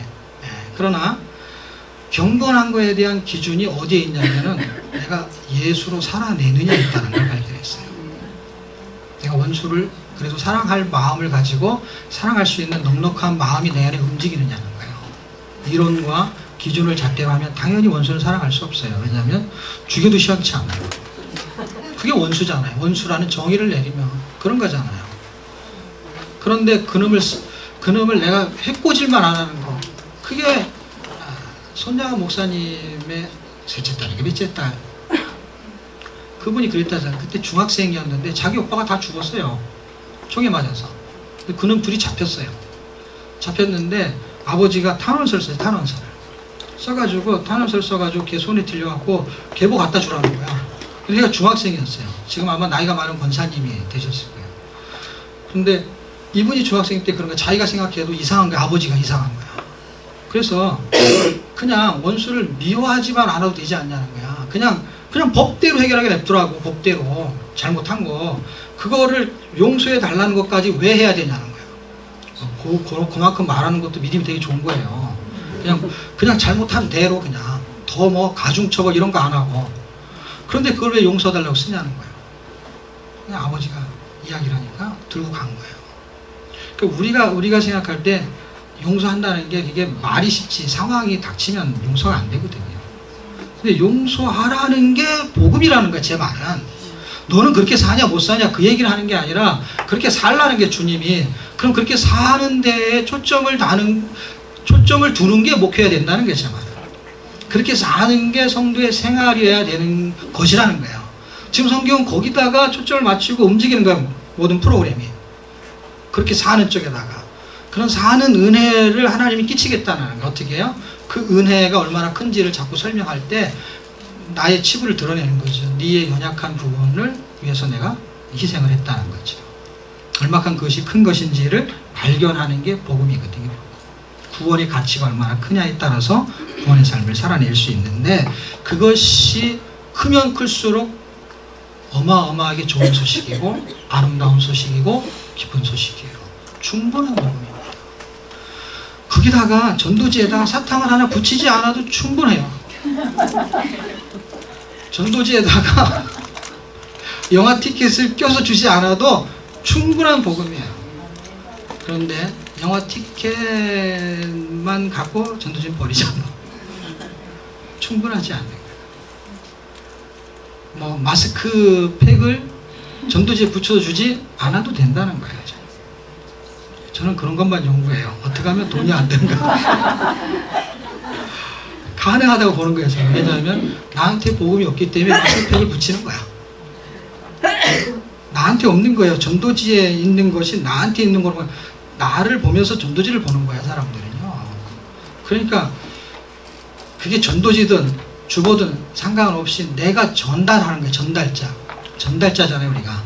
전달하는 거. 근데 전달하는데 무엇을 붙이느냐에 따라서 복음의 가치가 높아지고 복음의 가치가 깊어지냐? 전혀 그렇지 않는 거예요. 그러면은 안 받잖아요, 이 사람들이. 안 주면 되죠. 안 받는 거. 뭐하러 자꾸 주려고 그래, 안 받는데. 어차피 안 받는 거잖아요. 그냥 티켓만 받는 거잖아요. 어차피 그거는 휴지통으로 들어가잖아요.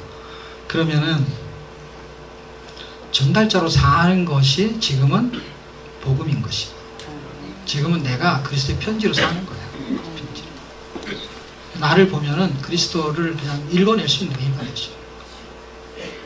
그리고 그렇게 살아야 돼. 이제는 그렇게 살지 않으면 이제는 전도가 안 되는 시대가 돼버렸어요. 예전에는요, 그런 거 필요 없어요. 내가 어떻게 살지 상관없어요. 전도지 없어요. 아무것도 없어도 돼요. 그냥 교회 가자 그러면 다 왔었어요. 제가 그 당시에 그렇게 믿었던 시대에는요, 주일학교 하잖아요. 여름학교 한다. 고민할 필요 없어요. 애들이 너무 많이 와서 고민이에요. 그걸 어떻게 간식을 제공할지 그게 고민인 거예요, 여러분. 아이차바 하나, 그 당시 이름이 아이차바예요. 아이차바 하나 주면요, 추워 더워가지고 여기다 끼고서 전도하고 그거 하나 주면요, 뭐 100명씩 왔어요. 애들도 많이 나가지고 사람도 많고요. 그냥 교회 가자 그러면 그냥 다 왔어요, 그냥. 지금은 잘못 데려갔다가는 괜히 무슨 유괴범으로 걸려들어요, 교회도요. 경찰이 막 오고요. 왜 얘기도 없이 애를 데리고 왔냐는 거예요. 그때 아무한테, 그때는 전화도 없고요. 아무 연락도 할 수도 없고, 그냥. 지금은 그런 시대가 아니죠. 지금은 더더욱 예수로 살지 않으면 전도가 안 되죠. 그리고 예수로 살지 않으면 어차피 거룩하게 사는 게 아닌 것이 되어버리죠. 그 기쁜 소식이 얼마나 의미가 있다라는 이야기를 지금 로마서도 10장쯤에 가면 설명을 하고 있고요. 그 다음 다섯 번째로 이방의 빛으로 가해서 구원하는 것이죠. 결국 갇혀있는 데서 구원한다는 거예요. 사망에서 구원한다고 했어요. 9장은요. 근데 42장에 가면은 간에서 구원한다. 간이라는 거는요, 감옥이라는 뜻이에요. 갇혀있다. 제가 이걸 한문으로 다르게 설명할 때 인간, 세간, 공간, 시간, 그 사이 간자가요, 지금 제가 말한 한문이 다 똑같대요. 그래서 그 사이간은 사이의 공간에 벽을 두고 있는 거예요. 그러니까 갇혀있는 거. 공간, 그럼 갇혀. 시간도 갇혀. 오늘과 내일 사이에 갇혀있는 겁니다. 세간, 세상이요. 세상에 갇혀 사는 거예요. 간으로 끝나지 않으면 가장 극심하게 갇혀있는 게 있는데 그게 생각입니다. 생각에 갇히면 우울증에 걸리고 스트레스를 받아요. 그 생각이. 자유함이 생각에서 돈하고 상관없어요. 시간하고 상관없어요. 아침이든 저녁이든 상관없이 우울증은 그냥 힘들어요. 공간. 우울증에 걸리면 공간은 더 힘들죠. 어딘가에 갇히면. 거기서 구원하겠다는 거예요. 누가복음 4장 18절, 사도행전 20장 18절. 누가복음 4장 18절에 그 내용을 쓰고 있습니다. 그 내용의 핵심이 61장 1절이죠. 어둠에서 빛으로 소경을 보게 하고, 누가복음 4장은 그런 얘기잖아요. 요한이, 침례 요한, 세례 요한, 요한이 자기 제자를 보내가지고 하나님 보내신 자가 당신입니까? 이렇게 말하잖아요.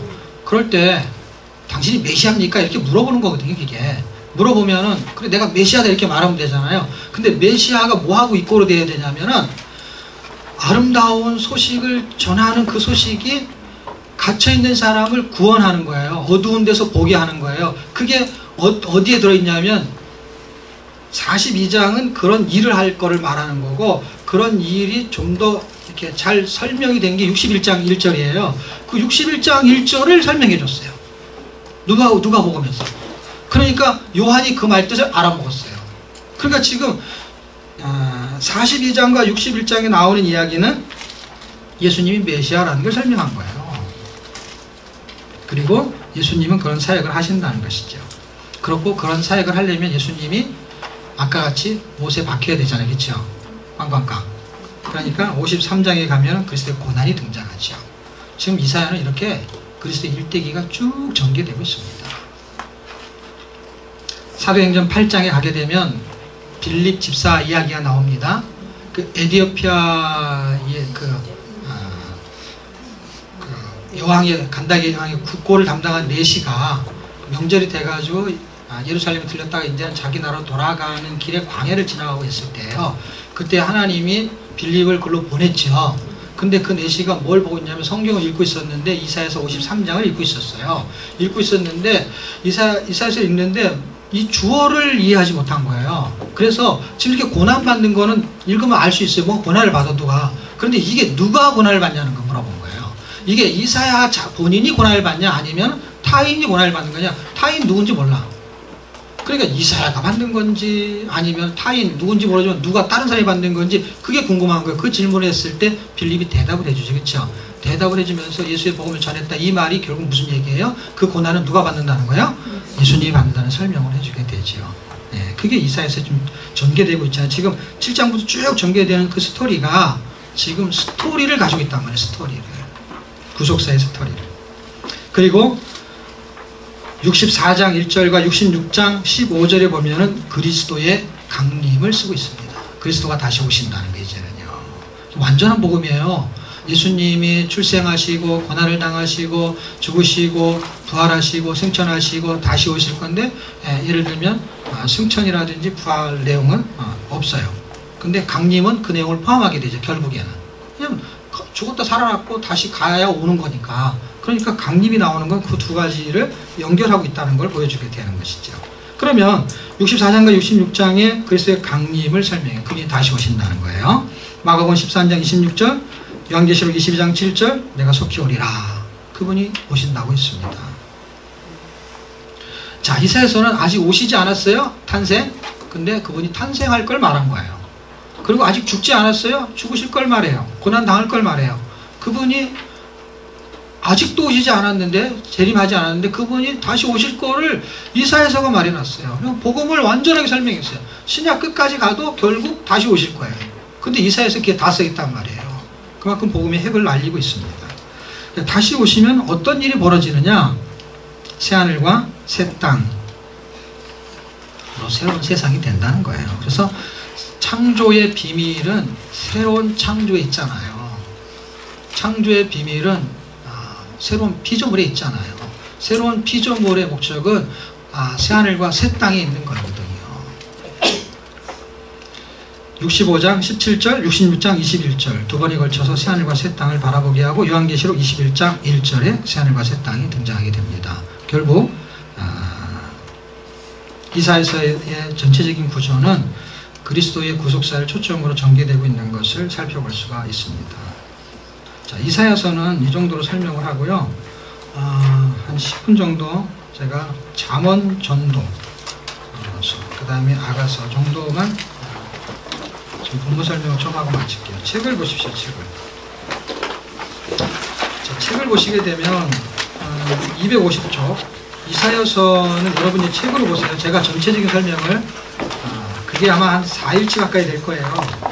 그렇죠? 51일부터 55일치죠. 네, 거기까지 이야기를 제가 구속사의 초점만 설명을 했어요. 나머지 부분적인 거는 여러분이 봐주시고 제가 장별 설명만 간단하게 할게요. 이사야서에 지금 제가 설명한 거는 예수님의 구속사를 말하는 거고 그 이사야서의 구조를 좀 더 설명을 해드릴게요. 그렇게 그리고 여러분이 쭉쭉 읽으세요. 이거는 빨리빨리 읽는 수밖에 없어요. 전체 초점을 잡고. 1장에서 10장까지는요 굉장히 중요한 서론이 등장하는데 결론적인 서론이에요. 그게 뭐냐면 자기 백성을 그들의 죄에서 구원하는 이야기예요. 12장이 구원의 스토리로 끝나요. 극히 아름다운 일로 끝나요. 극히 아름다운 일. 구원이 그렇게 아름답다는 거예요. 근데 13장에서 23장은 열방을 하나님은 심판하시겠대요. 그럼 열방만 심판하는 게 아니라 종말적인 심판이 있는데 24장에서 27장까지는 종말적인 심판을 설명하고 있고 28장에서 39장은 택한 백성은 반드시 구원받는다. 어떻게? 역사적으로 히스기야 시대 때에 그 사내립이 내려오잖아요. 아수르가 18만 5천을 송장으로 만들어요. 하루 저녁에. 그러면서 구원을 일으켜요. 악의 세력은 무너뜨리고 하나님의 백성은 살려내는 거예요. 힘으로 이긴 게 아니거든요. 구원이 힘으로 되는 게 아니거든요. 기적적으로 이 구원이 발생한다는 거예요. 그렇게 구원받게 되는데 구원받는 사람은 40장에서 59장 복음을 전해요. 그리고 60장에서 66장 복음으로 살아요. 60장 넘어가면 이제 그런 테마, 그런 스토리로 전개됩니다. 복음으로 사는 거예요. 복음을 전하는 거, 아름다운 소식을 전해야죠. 39장까지 심판과 구원의 갈림길에서 구원을 받는 하나님의 백성은 결국 복음으로 살게 되는 내용이 전개되는데 그 복음은 아름다운 소식이에요. 그러니까 내가 아름다운 소식이 나한테 있어야 돼요. 나한테. 얼마나 내가 구원의 확증이 있는지를 가지고 있어야 돼요. 그래야만이 연약한 사람을 살려낼 수 있는 은혜가 나갈 수 있어요. 내가 이상하게 기분 나쁜 사람은 다 어떤 사람이냐면요. 나하고 똑같은 짓 하면 기분 나빠요. 옛날에 자기가 그랬어요. 자기가 그런 사람을 만나면 이상하게 아주 기분이 안 좋아. 그런데 그 사람을 살려낼 수 있는 방법은 어떤 건지 아세요? 내가 옛날에 당신 같았어. 그러니까 얼마든지 소망이 있고 희망이 있어요. 왜냐하면 하나님이 나처럼 우리렇게 바꿀 수 있어. 그러려면 내가 은혜로 와야 되고 그 다음에 그 사람한테 어떤 말을 해야 되냐면 당신한테는 소망이 있다는 얘기를 해야 돼요. 그런 이야기를 할 수 있게 되면 복음으로 살기 시작하게 되는 것이죠. 자, 그런 이야기로 지금 이사야서가 전개되어 있고요. 지금 실제적으로 우리한테 다가온 게 이제 잠언인데요.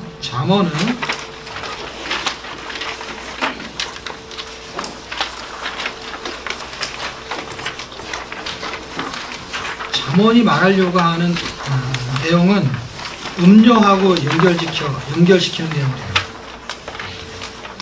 음녀하고 지혜하고를 구분할 수 있으면 되게 좋습니다. 음녀하고 구조는 아까 설명이 됐죠. 1장에서 9장, 10장에서 31장. 지금 우리가 봐야 될 거는 이제 삶을 다루게 되죠.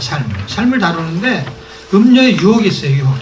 그 유혹을 좀 찾아내야 되고 그 다음에 그 음녀가 우리 안에 내면적인 유혹을 해요. 그러니까 원래 음녀는 처음에는 어떻게 하냐면은 표면적으로 해요. 처음에는요. 그래서 음녀도 노방전도를 해요. 길거리에서 외친단 말이에요. 근데 이제는 이 뒤로 오잖아요. 그러면 이제는 우리 안에 숨어요. 그래서 잠복근무라는 단어를 쓴 거예요. 음녀의 잠복. 우리 안에서 우리의 탐심하고 붙어가지고 우리를 유혹한단 말이에요. 자, 그렇게 두 가지가 있을 때 음녀의 표면적인 유혹을 세 가지를 이해하셔야 되는데 정체를 이해하셔야 돼요. 이게 그냥 다른 음탕한 여인하고 교제하는 이 얘기가 아니에요. 이건 악의 세력 바벨론을 말하는 거예요. 바벨론 세력 결국 뭘 말하는 거예요? 지금 역사적인 바벨론과 종말적인 바벨론을 동시에 말한단 말이에요. 그걸 이해하셔야만 요한계시를 이해가 되고 그 다음에 예레미야, 다니엘 이런 부분들이 펑펑펑 뚫리게 됩니다. 자, 5장 3절에는 음녀의 정체는 뭐냐? 음녀의 입술은 음부와 연결이 돼 있어요. 성경 구절을 적어놨다 나중에 읽어보세요. 자, 음녀가 말로 홀려서 남기잖아요. 그러면은 그 입을 말하는 거를 따라가서 듣게 되면요, 어디하고 연결이 되어 있냐면요, 청와대하고 연결된 게 아니라 음부하고 연결되어 있다고. 그 입이 착각이 청와대로 연결되는 줄 알고 막 돈도 갖다 주고 그러는데, 음녀의 입술은 어디하고 연결됐다고요? 음부와 연결되어 있고요. 6장 26절 그 음녀의 정체는 생명을 사냥해요. 돈이 아니고 정계 진출이 아니라 생명이에요. 생명. 그 다음에 7장 25절에서 27절을 읽어보게 되면요, 그 음녀의 정체는 사람을 지옥으로 보내요. 근데 지옥이라는 단어를 쓰지 않고 음부 아니면 스울이라는 단어를 쓰죠. 그건 상징적으로 지옥을 말하는 거거든요. 결국 음부의 정체, 아니 음녀의 정체는 지옥에 보내는 거예요, 여러분. 근데 거기 홀리는 거예요, 자꾸. 네. 이단도 어떻게 보면은요, 돈이요, 돈. 그리고 영혼을 파괴시켜요. 파괴시키면 어떻게 되는 줄 아세요? 돈 잃고 영혼이 파괴되잖아요. 그러면은요, 진리를 볼 수 있는 눈이 감기게 돼요. 네, 세상에 취하게 되고요. 무서운 거예요. 자, 그러면은 그리스도인은 어떻게 살아야 되느냐? 당연히 하나님을 경외하는 삶을 살아야 되는데, 음녀의 핵심적인 정체를 알게 되면은 살 수 있는 방법을 찾아낼 수가 있습니다. 그게 음녀의 정체는 어디에 나오냐? 250쪽 맨 위에 보면 잠언에는 뭐가 등장해요? 음녀의 정체가 등장하는 걸 신약성경에서 밝히고 있다, 이렇게 써놨잖아요. 세 가지가 있는데 책에 있는 건데 그냥 요약을 해드릴게요. 책에 읽으면 그 내용이 있어요. 첫째, 음행을 하게 해요. 음행을 하는데, 음행은 뭐냐면 하나님을 떠난 삶을 살게 만들어요. 그게 음행이에요. 참고 성경 구절이 있다면 야고보서 4장 4절을 읽어보시면 세상과 짝하면 하나님과 간음하는 것이다, 이렇게 말하잖아요. 음행, 간음이 아주 연관성이 있거든요. 그러니까 음행하게 만들어요. 결국 하나님을 떠나게 만듭니다. 두 번째, 세상에 취하게 만들어요. 세상 문화에 취하게 만들어요. 세 번째, 음녀의 정체는 세상 나라를 상징하는 바벨론이라는 이름을 쓰고 있어요. 요한계시록에 보면은 음녀에게 이마에 비밀스러운 이름이 있다고 써 있죠. 그 비밀스러운 이름이 뭐예요? 큰 성 바벨론이에요. 바벨론. 네. 그러니까 역사적인 바벨론이 아니라 종말적인 바벨론, 악의 세력의 우두머리예요. 그게 우상이에요, 우상. 그 다니엘서에서 말하는 그 머리가 금인 바벨론 있잖아요. 이렇게 금신상에 있는 대명사의 이름을 요한계시록에도 여전히 바벨론으로 써요. 그러니까 이 세상 나라의 대명사를 바벨론으로 쓴단 말이에요, 바벨론. 그리고 이거를 뭘로 보냐면은 다니엘서 2장 읽어보세요. 우상이라고 표현하고 있죠. 우상. 세상 나라 우상. 그게 우상이에요, 우상. 악의 정체죠. 음행의 뜻은 죄로 인해 하나님을 떠나게 되면은요, 어떻게 되냐? 사탄의 영향을 받게 되고 사탄의 가치를 따르게 되고 그 문화에 인생의 기초를 놓게 돼요. 그래서 세상에 뿌리를 내리는 거예요. 그게 어둡다는 거예요. 영적인 존재가 그걸 바라보지 못하니까 어두운 거예요. 세상에서 잘 사는 거 잘못된 거 아니에요? 근데 솔로몬이 세상에서 잘 살아보니까 바람을 잡는 것처럼 헛되다는 거예요. 그 인생의 목적이 아니라, 잘 사는 게 잘못된 게 아니라 그냥 헛되다는 거예요. 헛되다는 거예요. 그 부귀와 영화가 헛되다는 거예요. 순전히 실 없는 사람 되는 거예요.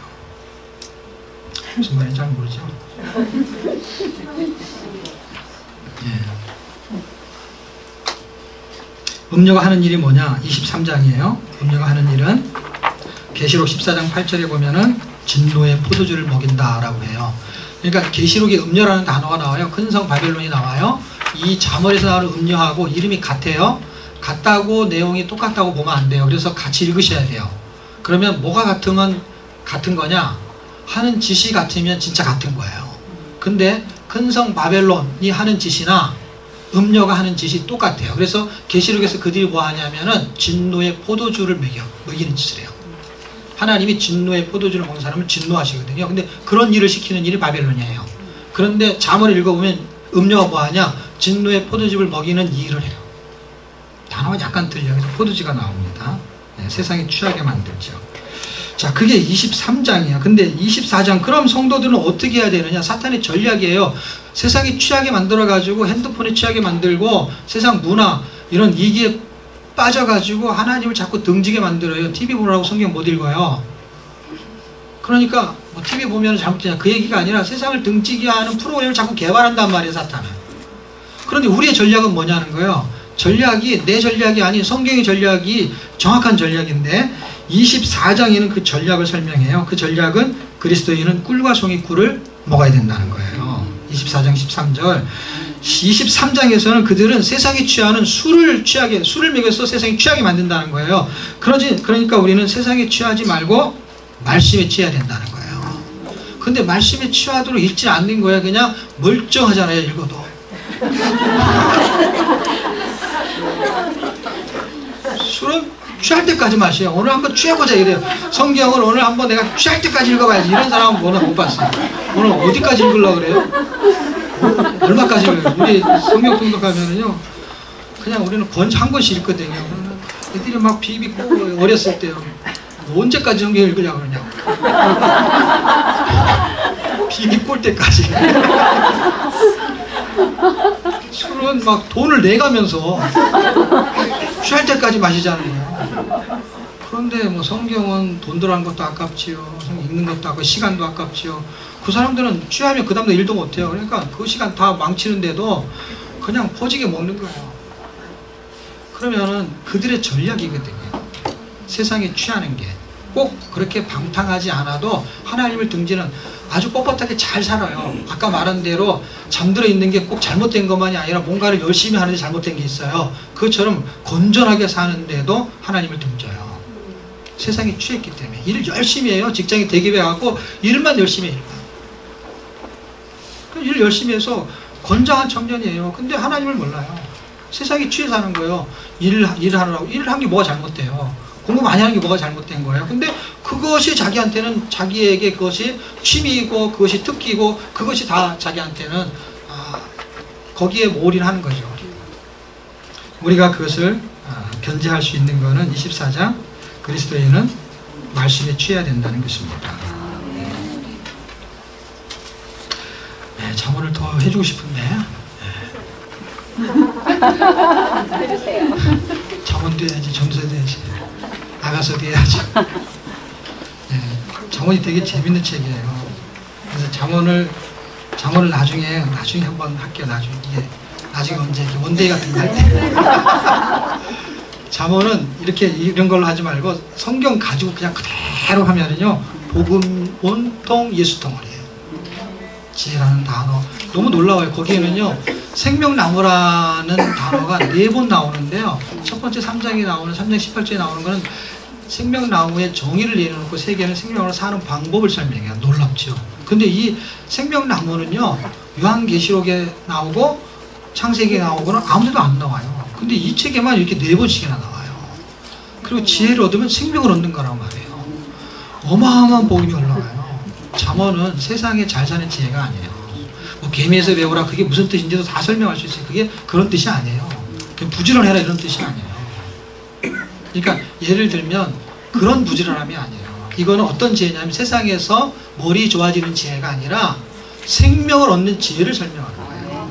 근데 그렇게 아는 사람이 없어요. 드물어요.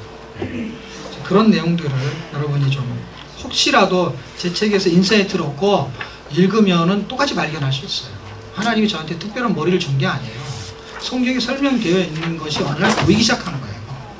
여러분 눈이나 내 눈이나 빼가지고 보면 다 똑같아요. 몰아가지고 지금 잘 몰라서 그렇지. 그 머리 별 차이 없어요. 그냥 하나님의 말씀이 진리라는 그 은혜 속에서 하나님이 저한테 준 은혜인데, 그 은혜가 특정인한테 주는 은혜가 아닌 거예요. 불축정 다수에게 모두에게 준 거예요, 성경은. 근데 그만한 가치를 우리가 모르는 것 뿐인 거예요. 어마어마한 가치가 있습니다. 그런 은혜가 여러분한테 동일하게 있었으면 좋겠고, 전도서는 결국 무엇을 말하려고 하는 것이냐 할 때 영원에 대한 초점을 잡고 있습니다. 자, 이거는 책으로 3장 11절 보겠습니다. 3장 11절.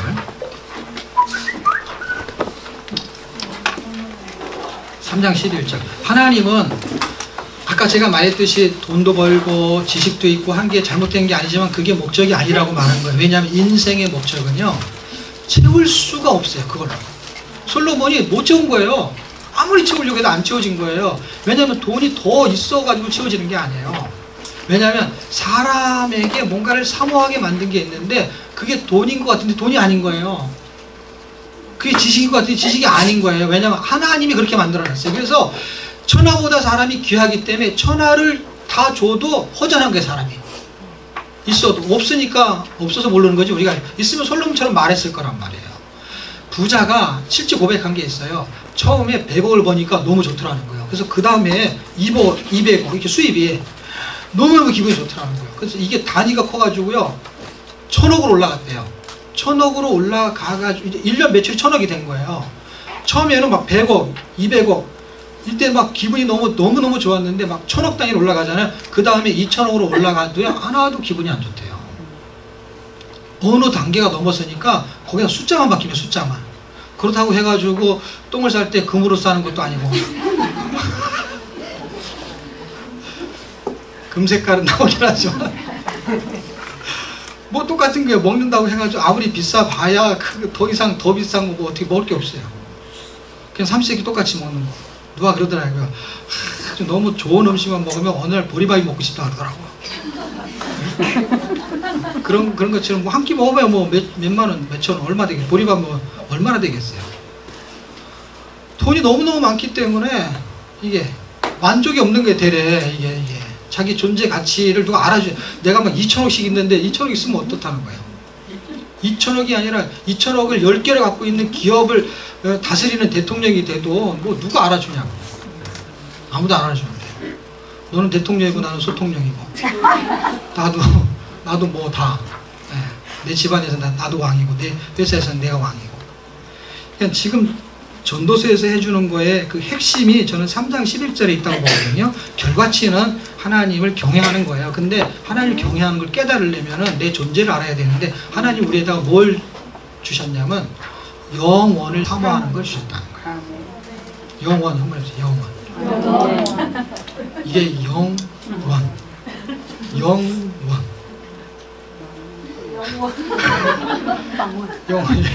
빵원이라고 이해해야 돼요? 우리 안에 영원을 영원히 사는 걸 사모하겠는데, 영원이 우리 말로는 이원 3원 할 때 영원, 그냥 아무것도 없어도 자유함을 느낄 수 있는 그 영원을 사모하는 마음을 주셨는데, 그 영원을 사모하는 마음을 돈으로 아무리 돈을 벌어도 영원히 살 수가 없는 거예요. 진시황제가 황제인데 영원히 살 수가 없는 거예요. 블루줄을 구하려고 진앙도에서 사람을 보냈는데 그놈들은 아직 안 왔는데 진시황제는 죽어버렸어요. 그놈들은 왜 안 죽었냐? 그걸 찾아야 되니까 명령을 받아서 못 죽고 찾으러 다닌대요. 어쨌든 세상이 요지경인데 이 전도서가 말하려는 거는 바람을 잡는 것처럼 헛되다라는 게 결국 제가 함부로 정의를 내리는 게 뭐냐면 공술의 공수법입니다. 빈손으로 왔다가 빈손으로 가는 거예요. 그런데 전도서를 읽으면은요, 그리스도인은 이 한문의 뜻을 바꿔야 돼요. 빈손으로 왔다가 빈손으로 가는 거는 아무것도 없이 가진 걸로 가는데, 그게 육적으로 만든 건데 영적으로는 틀린 말이거든요. 왜냐하면 우리는 올 때 빈손으로 오지만 우리의 마음은 죄를 갖고 와요. 그래서 죄인으로 오는 거예요. 죄인으로. 태어나면 죄인이야. 그러니까 그거를 함부로 하면 죄 심내라 그래. 죄를 마음에 갖고 오는 거. 심령내가 아니고 죄 심내. 갈 때 어떻게 가야 되냐? 죄 심거로 가면 안 되고 의심과 의를 가지고 가야 돼요. 영혼을 사모하는 사람들, 그 사람들 공술의 공숙으로 와요. 그런데 죄를 갖고 와요. 갈 때는 빈손으로 가요. 근데 마음에 또 그냥 죄로 왔던 걸 그대로 가면 안 돼요. 죄를 해결받고 마음에 의를 담아가야 돼요.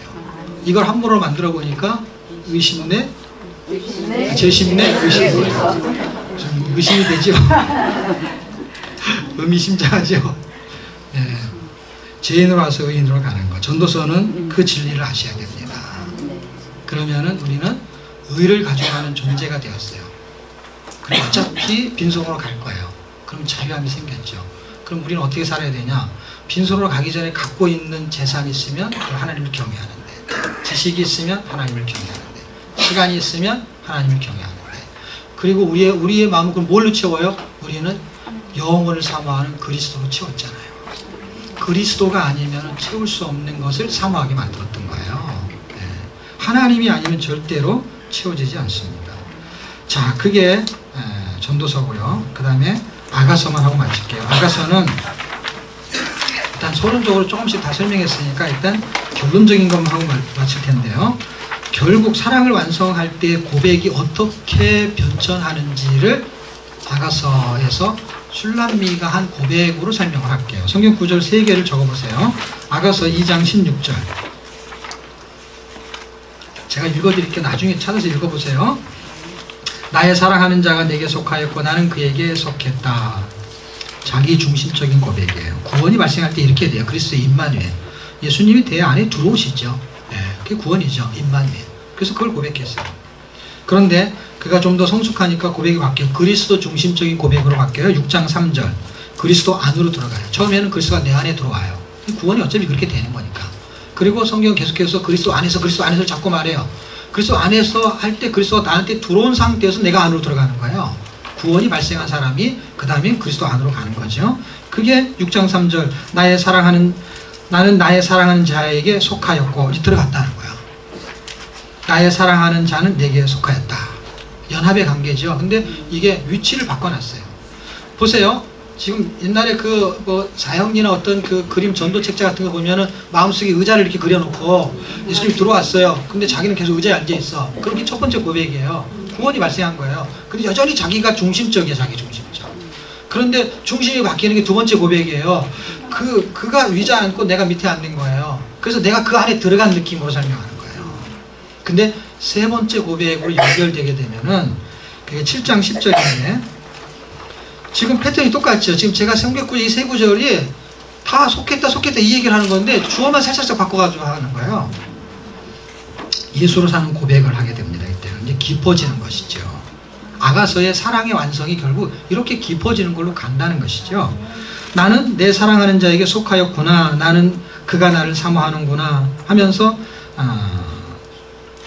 자기를 사모하는 그리스도 안에서 없어진 존재가 되는 쪽으로 해석을 합니다. 결국 그리스도가 내 안에 계심으로 우리는 구원이 발생하고 우리가 그리스도 안에 들어감을 통해서 구원의 삶이 발생하죠. 그리고 하나님이 우리를 이 구원을 완성시키는 건 결국 나를 없애는 작업을 하는 것이죠. 그래서 우리의 생명은 없다는 거예요. 골로새서 3장 3절 4절을 보세요. 너희 생명은 죽었고 이렇게 써있죠. 그런데 그리스도 안에서 우리는 다시 산다는 거예요. 예수의 생명으로 바뀌었다는 거예요. 내가 없어지는 것이죠. 그리고 예수의 생명으로 사는 걸로 바뀌는 것이죠. 고백도 그렇게 바뀌고 결국 아가서를 통해서 결론을 내면 결국 우리는 없어진 존재로. 이게 복음이냐? 복음이죠. 예수님이 네가 나를 따르려면 자기를 부인하고 너 없음을 부인하고 네 없음을 인정하고 그리고 네 십자가를 지고 나를 따르라. 결국 이 얘기거든요. 하나님을 사랑한다면 그 재물 한번 버려봐라. 부자 청리 못 버리잖아요. 나 같으면 그거 갖고 오라고 해야지. 거기도 힘든 거를 밥도 사 먹고 다 하려면은 좀 이렇게 어차피 모금도 해야 되는데 12명씩 데리고 다니려면 밥 사 먹어야 되잖아요. 김밥 천국에 가서 김밥도 먹고 예? 그래야 되는데 그걸 다 나눠주라고 그러고 그냥 오라 그러면 어떡하냐. 대책도 없이. 그 부자청년이 고민하다가 그냥 따라갈 수가 없었죠. 결국 주님이 우리한테 요구하는 거는 나를 요구하는 것이죠. 돈이 아니라 네가 나를 따라올 수 있느냐. 예. 돈에다 줄 거냐 나에다 줄 거냐. 결국 하나님을 사랑하는 것이 어떻게 표현되어지느냐. 그리고 그것을 완성시키는 복음은 이사야서 설명을 잘 해주고 있는 것입니다. 이 세 권의 책을 통해서 저와 여러분이 인생이 사랑을 통해서 행복해지는 복음 안에 사시기를 주의 이름으로 축복합니다.